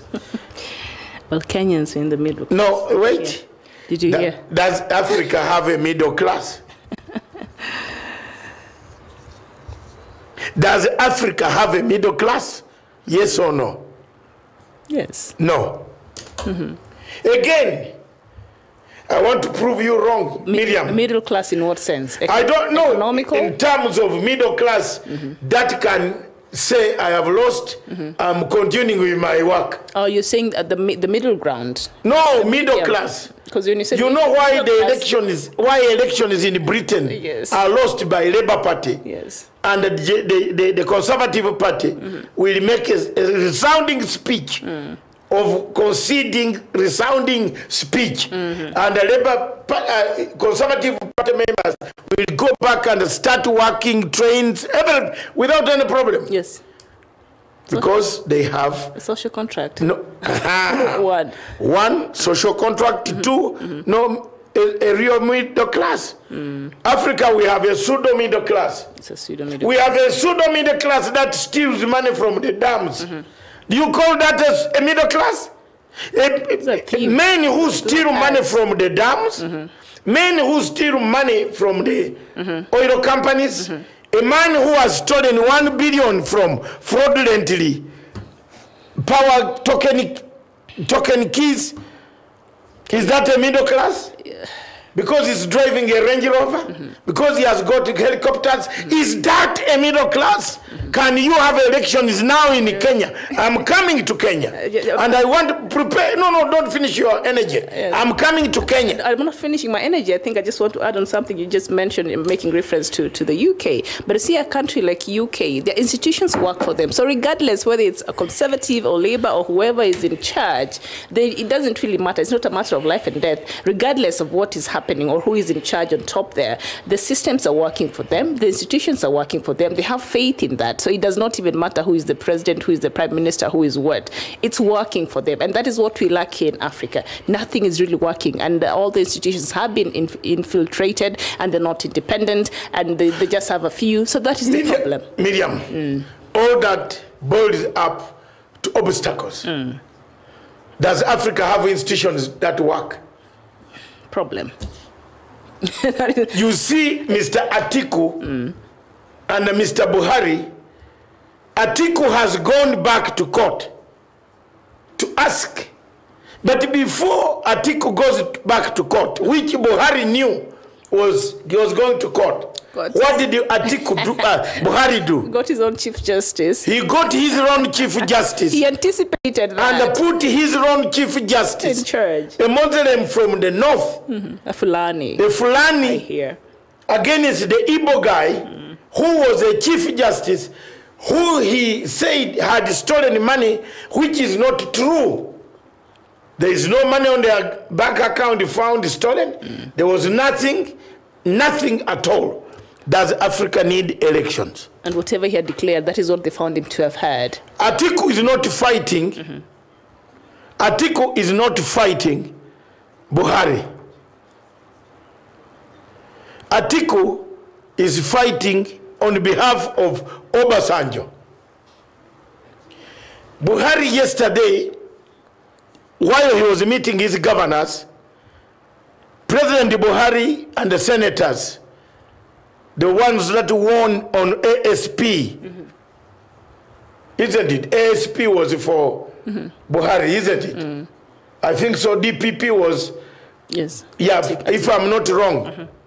He said he hates, he will never forgive. Buhari said he will never forgive Babangida and he will never forgive Obasanjo. Now you tell me, that's a president of one of the most populous nations on the continent of Africa, telling the world that he doesn't forgive, he will never forgive, he will never talk to Obasanjo, and never talk to Babangida. That seems a bit passive. So that is where we are. Does Africa need elections? When our leaders are so Let's move on. vindicative. South Sudan Yes. was part of what we saw here. We have now found out Africa cannot have an election when they don't have even money to pay for the election. One of the obstacles, if you are going to buy meat at the butcher, can you encourage the butcher when you are taking meat on credit and encourage him to bring more cows for slaughter? No, you'll not be building that butcher. I'm asking you. Down. I'm asking you. No. Yes. Can you encourage the butcher, You'll kill the business. the owner of the butchery, Yes. to bring more cows when you are borrowing from You're taking the meat on credit. on credit? You'll kill the business, basically. Africa, do we have the money to run elections? Let's run quickly. Gabon. Ali Bongo is back. Ali Bongo is back. In Gabon, yes. Another leader who on rules Saturday. through remote control and proxy. Yeah. A coup, attempted coup, was crashed down. In January, yes. Why do we go for attempted, wait for soldiers to get mad and come out of the barracks, come for you, Mr. Bouteflika? Why do you wait? Why don't you part and go? Yes. Create a legacy. Yes. Ali Bongo and Dr. Jinping. There is one thing that I'll never forget about Dr. Jinping. He was used to kill Gaddafi. And may God help him one day when we meet before judgment. At the waiting lounge or where? I am told there's a waiting lounge where you can say bye to your friend and then as you go to the hell or heaven. So when we meet around there, Dr. Jinping, remember what you did to the people of Libya. When you detained a plane with President Museveni on, Zuma on, Mauritanian president, you deliberately worked with the French to delay that plane of African heads of state to reach Tripoli to save Muammar Gaddafi. Muammar Gaddafi might have had his problems. You might connect him with terrorism or whatever, but there was no need of killing Muammar Gaddafi. We could have just taken Muammar Gaddafi to an African country and left Libya intact with its infrastructures. Like what happened to Mohammed Amin. Amin went and, he was protected. Amin went to Saudi Arabia. He was protected there. Left us our Uganda. Yes. We rebuilt our Uganda. And he was terrible. Today Uganda is rebuilt. Yes. And Amin was terrible. We did not, we wanted, most of us who took part in a struggle against Idi Amin, wanted him slaughtered. including President Museveni, including Obote, Yes. Chikosi Malum, 208 KJ, all those men who moved all the way from Tanzania. Yes. Save Uganda movement, all of us who were scattered around the mountains of Elgon and so on fighting. We wanted Idi Amin dead. Yes. But there came a time when we said we need our nation together. We went through Libya and then to Saudi Arabia. Yes. Jinping, you owe Africa an explanation as to why you delayed that plane. There is one letter only that I and Museveni agree on. And that letter is that one. The letter I wrote to President Museveni on Gaddafi. Stephen has it. If it is near, you can remind, since President Museveni is down here now, he can reread that letter and see how powerful my English was. And he concurred with me. So what English did you use on that Shakespearean. letter? Okay.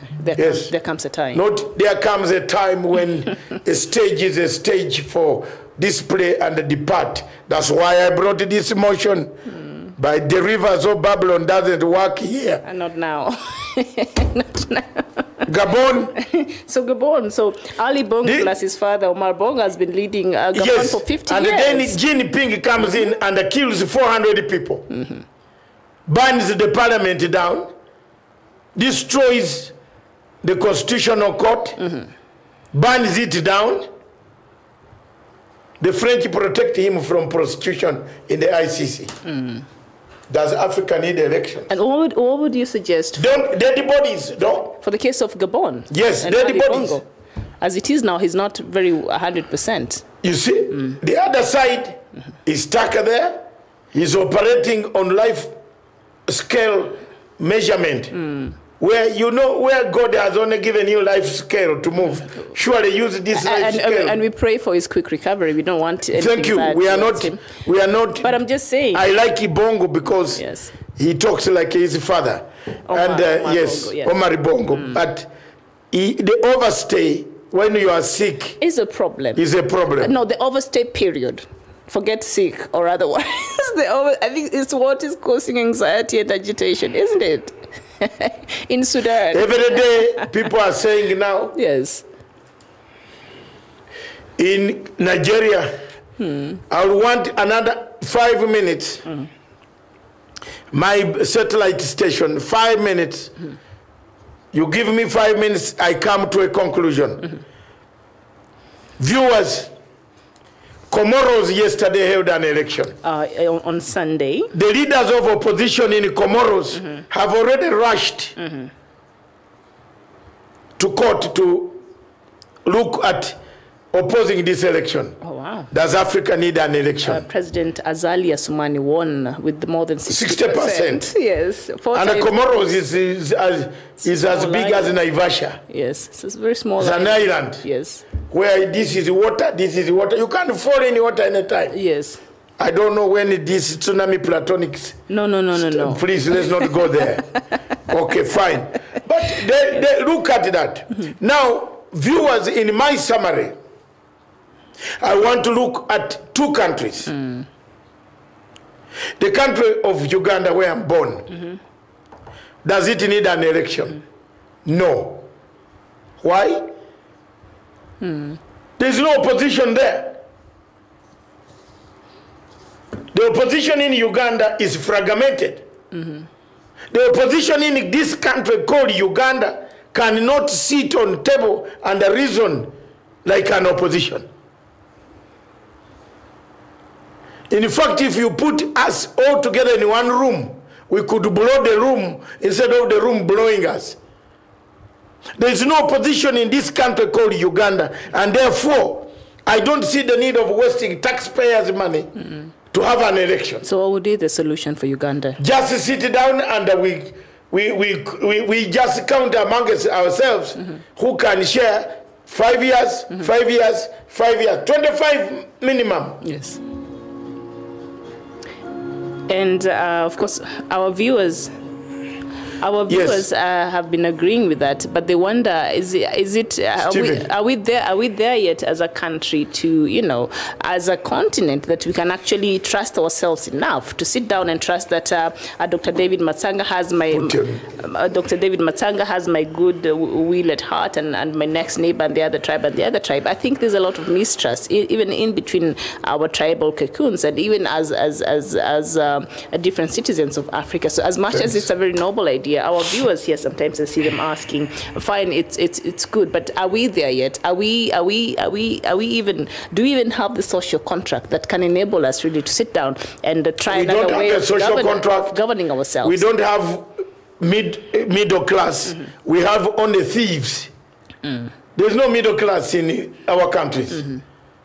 We have people who steal from the government and those who steal from the local people. And institutions, the citizens. Institutions that support. We don't have institutions that support the that teach people to admit that President Museveni has won an election. Don't call for mass action to destroy people's property. You see my point? I give a credit where it is due. Where he has gongered me money, I also say. Where he has worked truly, I say the truth. Okay. President Museveni, on this one, he's right. He will win an election. 2021, he will win an election. There is no doubt about that. Why? There are many people in Uganda who look at the opposition and they cry tears. If you look at the way opposition in Uganda works, I don't think you can eat your food. They don't, all of them aim at one thing, State House. There's nobody aiming at who, let me stay behind and work for parties. Look at the political parties. Look at the state of political parties in Uganda. UPC, which I am a member since 1969. I've been a member of Uganda People's Congress. Yes. Since 1969, I don't think you are very near manufacture. None of you in this 1969 office in this studio of mine was very near manufactured. My dad was still looking for my mom, I guess. I don't know. Yes, you look at that. I've been a member. It doesn't even have a curtain. It has not replaced the curtains that we left there in 1985 in an office in Kampala. How can such a party win an election? Dr. Besigye, a very good man, worked with President Museveni, ate together on the same plate, which I don't want to say here for purposes of reserving wisdom, African wisdom. Because if they attack me, I would say, no, and very badly. Don't say it. So not badly. Look at that. Yes. Besigye is so annoyed with himself that when he starts talking on TV, you run away very fast. He talks of we shall come and do away. You can't do away with institutions that President Museveni has created. You must enhance this legacy and make them better. And make them better. And make them work. This is the Matsanga speaking to you, Ugandans. I want to take the legacy further, engage it, use it to tell a generation in the future that there was this and this is what I did. But when you are a leader of opposition in Africa and then you say you will finish everybody who was working with President Museveni, it's wrong. It's a very wrong approach. Look at this other younger man who has stolen our colors, who has stolen the colors of Uganda People's Congress.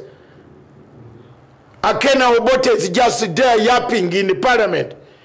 His father's color has been stolen. The red color belongs to our party. Obote gave me a vision. 2 weeks ago, I dreamed he came back. He's asking me why the color is with this younger singer. Hold on, what now? He came in a vision? Yes. Okay. Because I'm a member of Uganda People's Congress. Even if you bring 2 million guns, I will not change. I will never change. That's the man you hear about. Those who here come here, oh, they are this. They hear me. I will not change. Obote came back in vision and told me, Mr. Bob Wine, leave our color. Return that color to Uganda People's Congress headquarters. That's the campaign I'm going to wage. I don't want anything in Uganda politics, but I want to return the color of Obote, of Uganda People's Congress, to the People's Congress, not your color. Look for your color. Look for your red shirts to wear, green shirts, or purple shirts, or orange, whatever you want, but not our color. That color pains me, Bwana. All right, all right. It pains me. Okay. If they are not telling you, all right, the owner of the party whom Obote left is here. Okay. Not you, not those sons of Obote. It's me. I've been the vanguard. He talked to me, I don't know, 2 weeks ago in a vision. Return our color. That is not their color. These people used to hate us. Used to tell us that we are very bad people. That it used to say we have killed people in the Ruero Triangle. These are the guides. Why does he steal our color? And Obote's son, Akena is watching. Mama Miria, you are watching. You are becoming a problem. I don't want to wage a war, a political seriousness for that color to be returned. Return the color, Bob Wine. Use another color. That color is for Uganda People's Congress. It's my party. Unless you declare yourself UPC, then you cannot. You can use that color. Not what party is Bobby Wine? I don't know. He doesn't have a party. So maybe you don't know. Maybe it's UPC. Let him declare then. All right. He will. I'm not interested in standing for your elections. Which party took him to Parliament? He's a member of Bobby Wine. What party took him to Parliament? Independent candidate. Then independent, you go and fall in somebody's bed with bed sheets. Okay. He's sleeping in our bed sheets. Using the bed. Our bed sheets, the same color and the same, same soap we used to wash. When they hated us, they hated us. He was not even. They hated us. He was not born. Yeah. Maybe he doesn't know that part of history. Please, He's not, all his supporters, you are here. You are watching me. Return our color. Maybe Bobby Wine is not familiar with that part of history. Cattell, Davido, you're saying, Devico, you're saying, how about Kenya? How do you think the government of Kenya is supposed to do the corrupt people because they already know them rather than talking about any action which will cause conflict to the tribes? And also somebody else here was saying, Clovis Sadaraka, you were saying, is there a way money and tenders can be controlled in Africa, Doctor, by the government? And also Lual Ndeng Akon, you're saying, so Dr. Matanga, as a Pan-Africanist, is that how you want the unification of Africa want to function? You want the union without elections? Yes, no. If you want to have a good union of African Union, we can select without elections. Why do you want to have elections in South Sudan? This guy is from South Sudan. What can South Sudan offer when they don't have even a single shilling in the central bank? They have dollars. Which dollar? They are zero. They have dollars, yeah. They have gone down. They have depleted. They have fought, and the corruption has killed South Sudan. And the war. So you want an election for what? You war. Want the Bazungu to give you money to hold an election. To keep killing each other. And then the Bazungu, you keep killing each other. If you hold an election in South Sudan now, the Nu and the Dinka, what are they going to do to each other? Tell me. It will be a breeding ground. Yeah, tell me. As it is right now, it's not. You hold an election in South Sudan? As it is right now, it's very fragile. Can you? If you can hold an election in South Sudan, you will be mad. In fact, it is sorry state that some people are saying after 1 year there will be an election. There will be a bloodshed between the Nur and the Dinka. So we need to take time to heal these wounds. And let the economy of the country picks up It has without not picked political up elections. He does because not. the moment you hold elections in South Sudan today, or you think of a timetable of election, the same war will erupt. The conditions are not favorable for an election. If people who used to work together can come and hammer each other, no, you tell me, cannibalize each other in the streets of Juba. You saw how these people killed each other in the streets of Juba. They killed each other.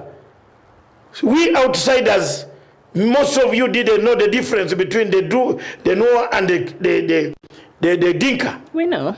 No, you didn't know. Most you knew. We're taught history in this country. You are told. I was but cool. Look at some people in the world did not know. Yes. We thought that these are Sudanese. They came out and they killed each other. Yes. Do you need an election in such a country? Can you hold one election in conditions today? Not favorable. No, not today. Not today. And maybe in the future when all right. Yes, indeed. Joseph Oji, you're saying no one can fight corruption without respecting the law. Very simple. And I think that is the problem. People apply law where it really favors them in Africa, and that is very unfortunate. And our institutions, they seems to be very working with, in favor of some of these things like corrupt leaders and things like that. Okay, finally, the Republic of Kenya. Yes. Yes, somebody mentioned there about corruption. One of our viewers. Corruption? Yes. Cartel Daviko. Cartels? Yes. Yeah, he said, yeah. I don't think you saw. I don't need to even elaborate what happened in Kenya in 2017. You saw an election nullified. You saw a chief justice run to Hungary, Czechoslovakia, to pick what he wanted to pick with NGOs, and you saw him came back. Then he pleased the other side, calling for a fresh election, and even now came to condemn those ones who did not take part. Did you read the? You are putting your hand here, watching me. I'm just listening. You are listening. Yes. Didn't you see the Chief Justice Maraga pleasing the other side? That you did not take part in an election. Yes. Condemning the other side, which he had actually used this hand to condemn, to please sorry. He used the left. When Maraga was making a ruling, didn't you see what he was doing? He had his hand here like this. And Justice Isaac Lenola had a hand here. The only person who was stable on the committee, on the panel, was Njoki. And then the rest, one of them chickened out and went to hospital. We know what happened. They went to hospital. We know what happened. Now, when you are using this hand, yes. When he was making a ruling in the second hand, in the second time, those were the judges left on the panel. Yes. Smoking Wanjala remained smiling. As always. With his glasses, as usual. But Chief Justice Maraga used his hand. And I want you to go back to these pictures. Used this hand when he was now condemning the side that did not take part in the voting. In the second round. He was giving his verdict, really, not condemning, but that is not a verdict. Yes. That is a condemnation. He was reading, yes, his verdict. Now, given all that, I want to come out with a summary of Kenya. Yes. The people of Africa should emulate the example of Kenya. Again?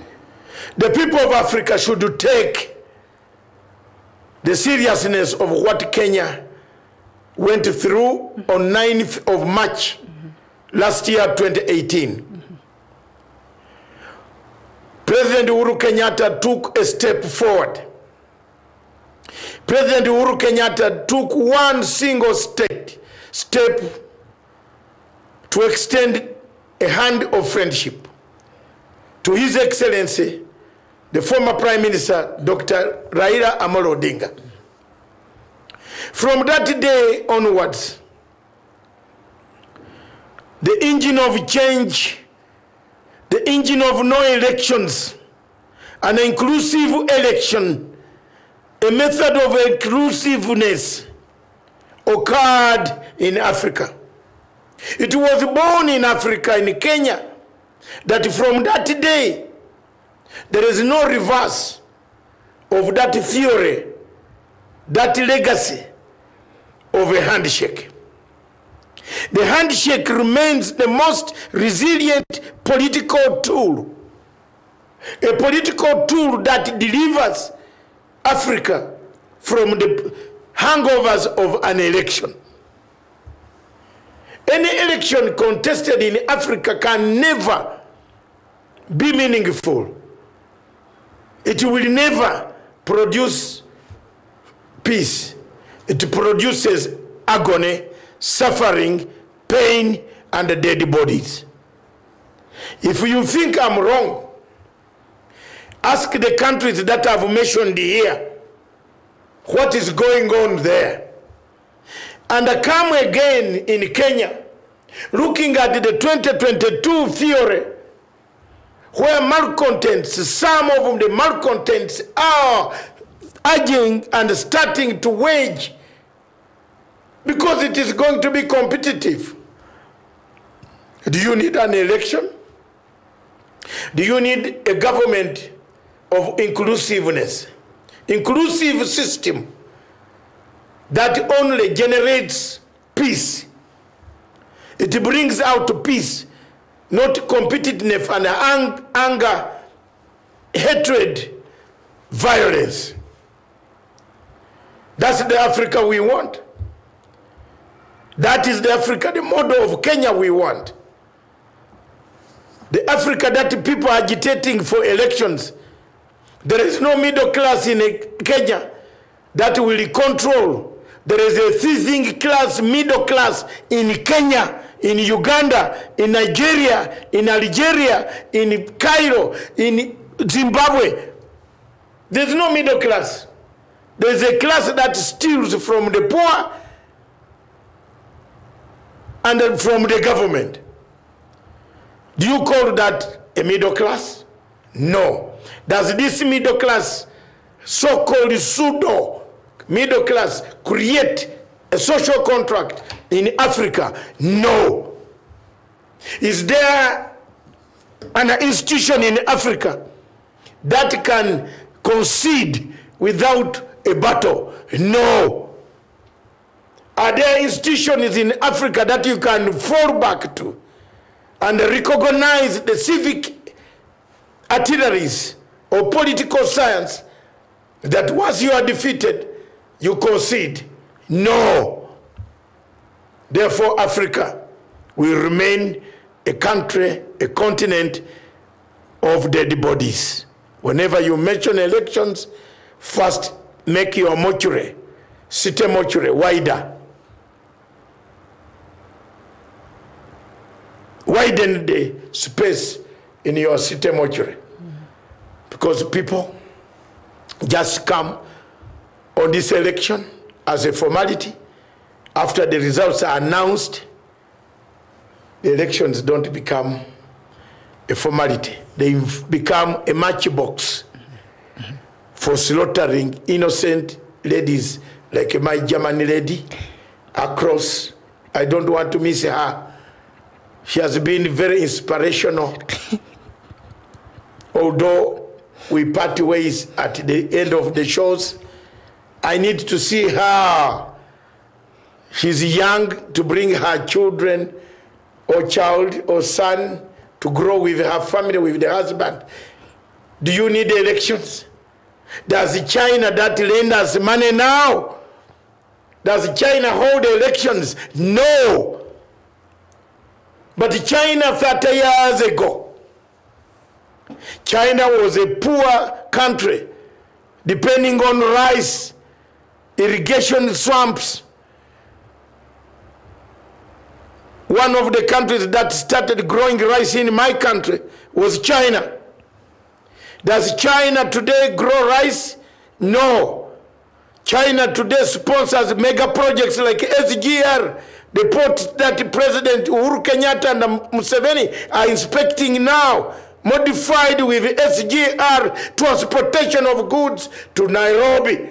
Does China need elections? No. Are there elections in China, my fellow Africans? No. Chinese sit once in a year, take 2 weeks. They have no MPs. China has no MP.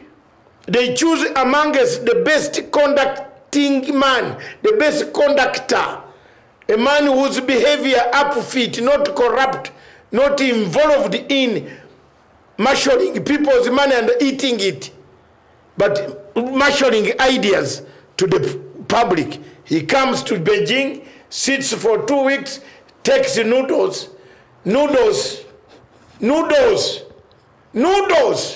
but call our MPs to Africa. They will carry women, calicos, concubines to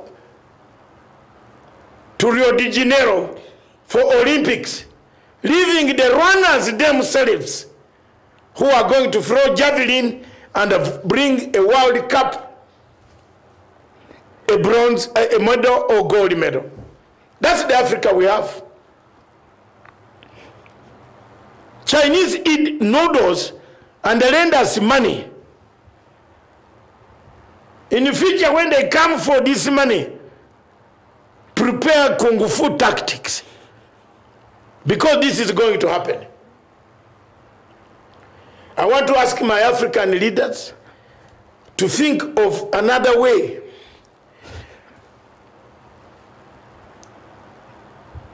on how we can conduct ourselves in Africa. Because elections, Uganda is going to have elections in 2021. But already, the Uganda you talk about, drums of war, drums of stealing people's colors, drums of people threatening others have begun. I will not take part in such silly elections that will bring about bloodshed. I don't need it. And count me out of it. I will issue my statement either tomorrow or before President Museveni departs from this country. I am not a member. I'm a member of Uganda People's Congress, a party that I grew in, I remain in, I die in, be buried in. Where I will be buried, I've told my children, the heir, who will be in charge. Therefore, also with grandchildren, Your Excellencies, I need respect. I have grandchildren like you have. In fact, mine are 9. 9 grandchildren. The firstborn grandchildren is a Portuguese from Rwanda. And I remember, not from Rwanda low class, in Angola. Please, therefore, respect me. Because those Eradini can speak better English than myself and speak better Portuguese than myself. She's now 16. May God help ye. That's number 1 grandchild. The rest have grown to those ages. So when we talk about things, don't belittle people. You might have power today, you might not be there tomorrow. Mandela was in Robben Island, is it? Yes, Robben Island for 27 years. 27 years? But he became the darling of the world. In the world, indeed. The world icon. So Africa. Africa does not need elections. Africa needs good leadership, good institutions. Build them as my sister has said, we don't have institutions. She made a point. Where are the institutions? Conservative Party, we are about to remove Theresa May, either today or tomorrow. She will know her fate. Most of us will return to our residences. We shall vote from where we are. Wherever you are on planet Earth, that's an institution. A Ugandan wants to vote in 2021 elections. He has to fly from Los Angeles in California for $22,000 to fly to Kampala to vote. Have you created the institutions? No. Yeah, Africa. You know today, yeah, Africa, my Africa. Where are you? You say Sudan, South Sudan. You say what? What can South Sudan offer? Fraud? A younger man here called Mr. Malong is in a jail in Kampala. He said God grew dollars from his bedroom. Is that the fraud we are looking for?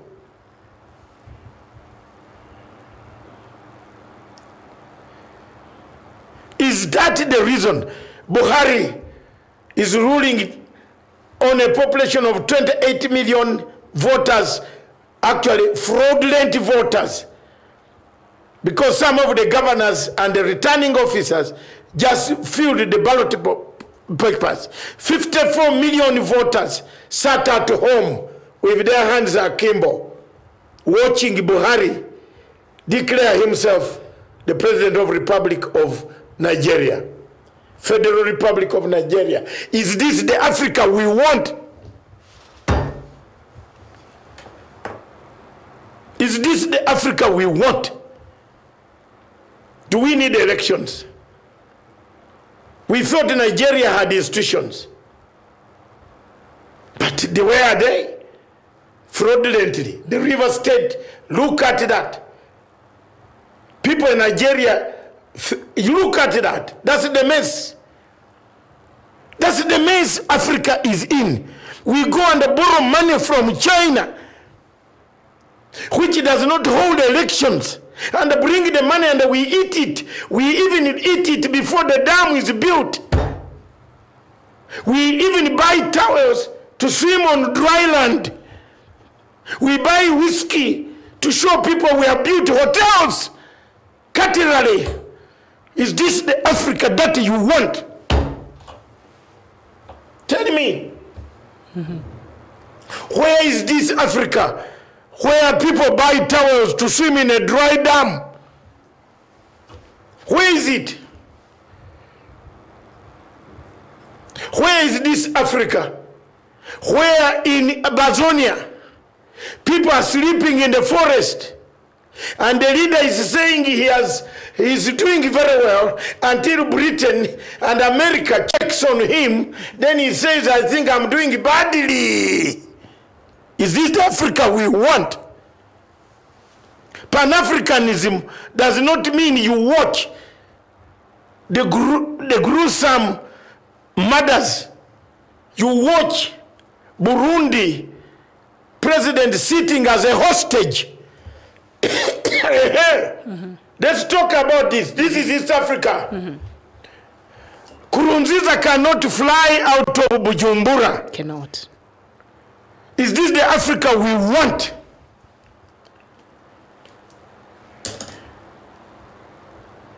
Rwanda closes the border, confiscates people's trucks. Is this the Africa we want? Uganda closes the border. Rwanda closes the border. Food that comes from Kenya, Uganda is spoiled. Is this the Africa we want? I'm addressing the leaders today. Is this what Kuruma wanted? Is this what Secretary Jomo Kenyatta, Nyerere, NASA, Amir Kabura, Lumumba, whose grave we have never seen? Is it the Africa they wanted?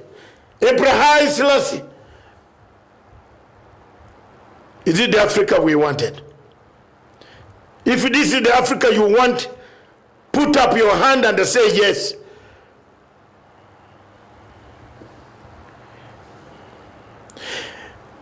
Is this the Africa, the images that we see, where people have one side of the East African nation, there is water flowing in the pipelines in Karamoja. The other side of Kenya, Turkanas are dying. Is this the Africa we want? Why don't we borrow from Ugandan side and see what President Museveni did best, to have boreholes, flowing water for animals to drink peacefully?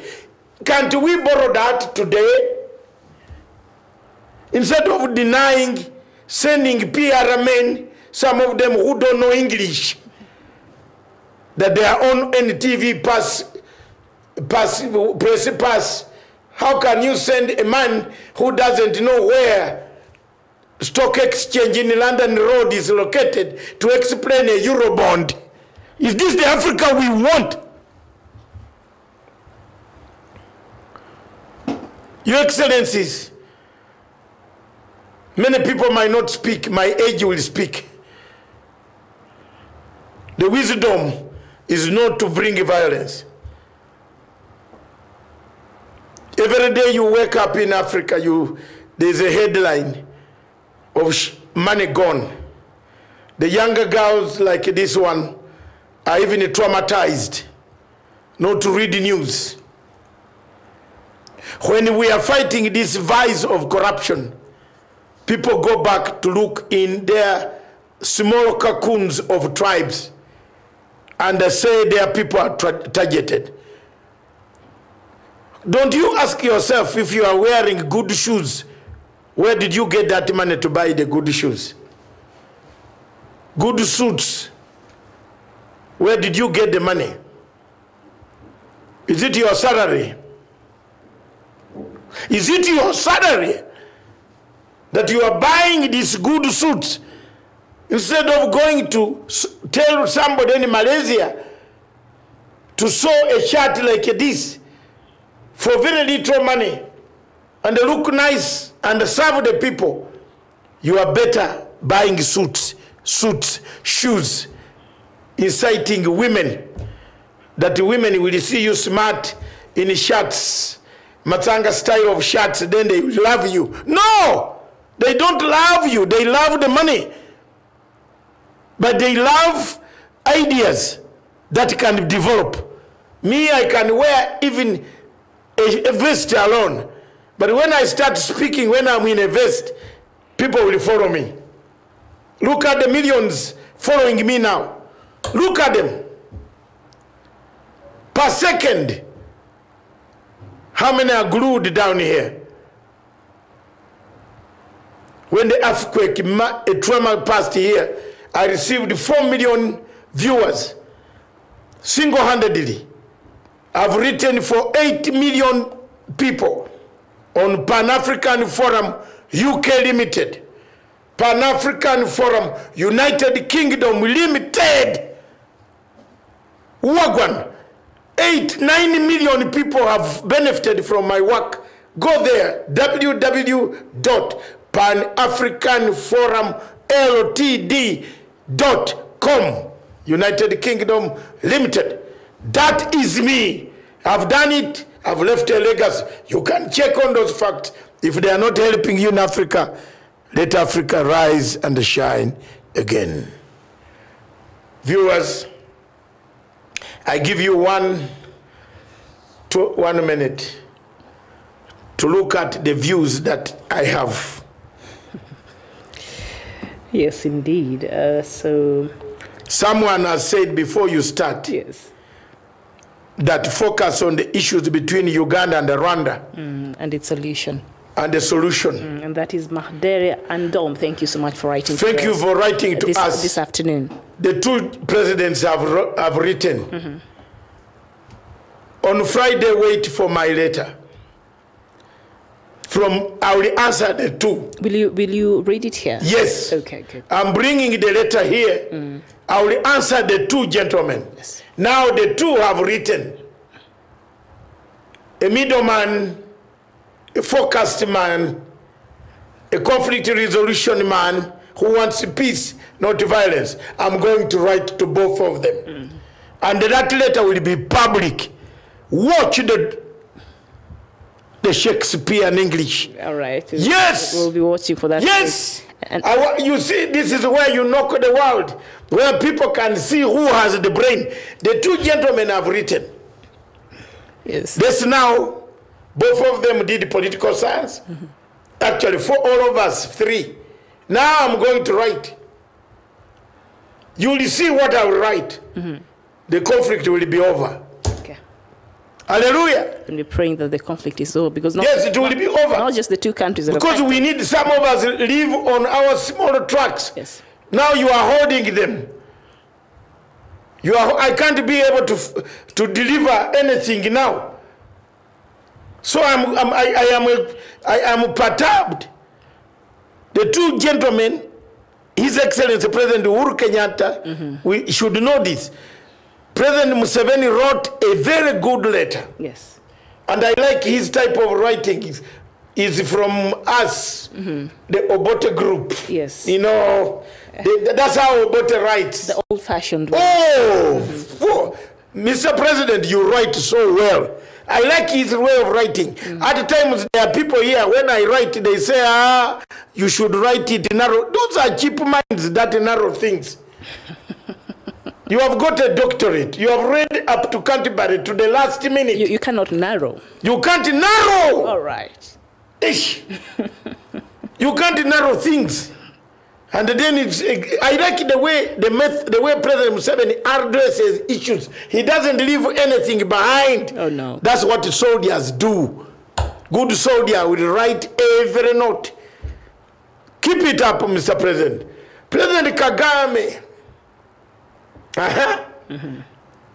Well organized, with African delivery notes. It's fantastic. And fantastic writing. Lual Ndeng Akon, you're saying, I say, no, this is not the Africa we want, Dr. Matanga, but with journalists like you and your program, we shall achieve the Africa we want. Thank you. He's supporting me. Yes, he's supporting that. You see? Yes, and... that is His Excellency President Museveni. He's already in town. He's in Mombasa. I can see all of them seated down. I can see Kutesa. We are now going deep to our satellite. Good. Direct. You know, for us, we don't look for CBC or ZD to give. Direct. We send it, it hovers over State House. And we pick. Why? We don't need one of the things that we have is our German satellite does not need, you only need to direct it. Yes. Yes. That we shall be in Addis Ababa. Yes. And we get it from Addis Ababa. Your Excellency President, welcome. Yes, thank you so much. Welcome to Africa.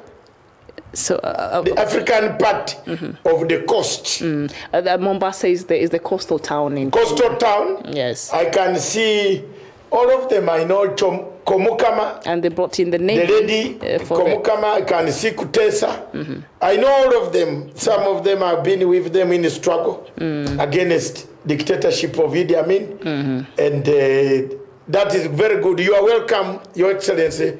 We shall run a program today at 3 p.m., no, 4 p.m. 4 p.m. for 1 hour yes.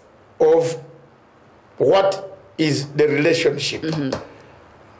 Between Kenya and Uganda? No, in integration. Integration of East African, East African integration. All right. I'll run a show. That would be fantastic. You want to be involved? At 4. I leave at 5, so that's 4. Yes. Okay. Let's Gonga to Gonga Apple. Okay, good. What are obstacles of East African integration?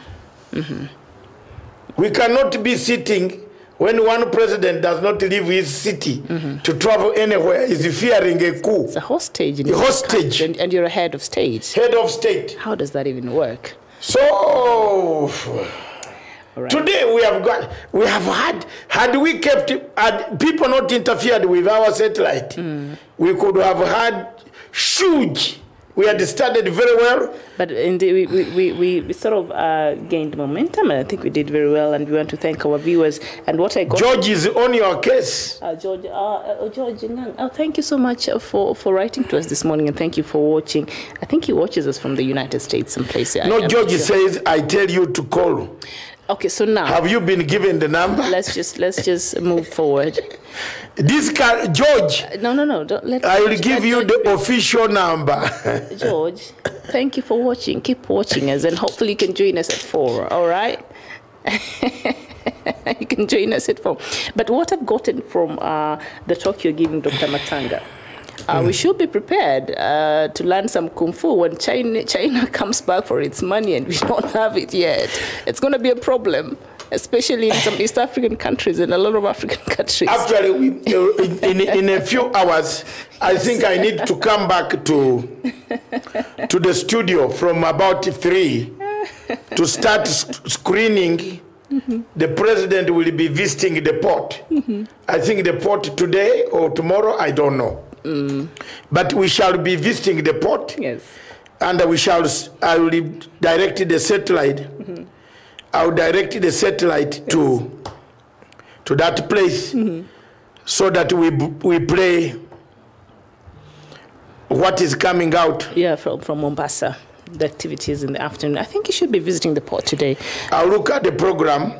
Anybody who has the president's program, send it to my WhatsApp, so that we send our satellite guided from East Germany, from Berlin, yes, to pick up all those and bring them here. This is a new technology. I started it modestly. And we cut costs. We don't need to send too many journalists. Yes. And they form the notion of corruption. Yeah. Okay. The satellite we use does not get any khaki envelopes. All right. It only sends, if I want to go to Abuja now, I notify them to go to Abuja. We can link up directly from Abuja. Indeed, Sami Wangombe, you're saying very true. God must strike this generation leaders with a lighting, no future as it is right now. Very, very well. And thank you so much, Sami, for watching us. Hopefully you got... And Stanley Ako said, doctor, don't give her number low. LOL.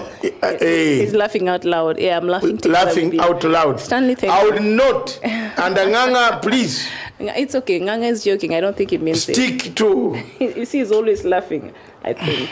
Yes, it's all right. So Nganga, skip to the viewership. Yes.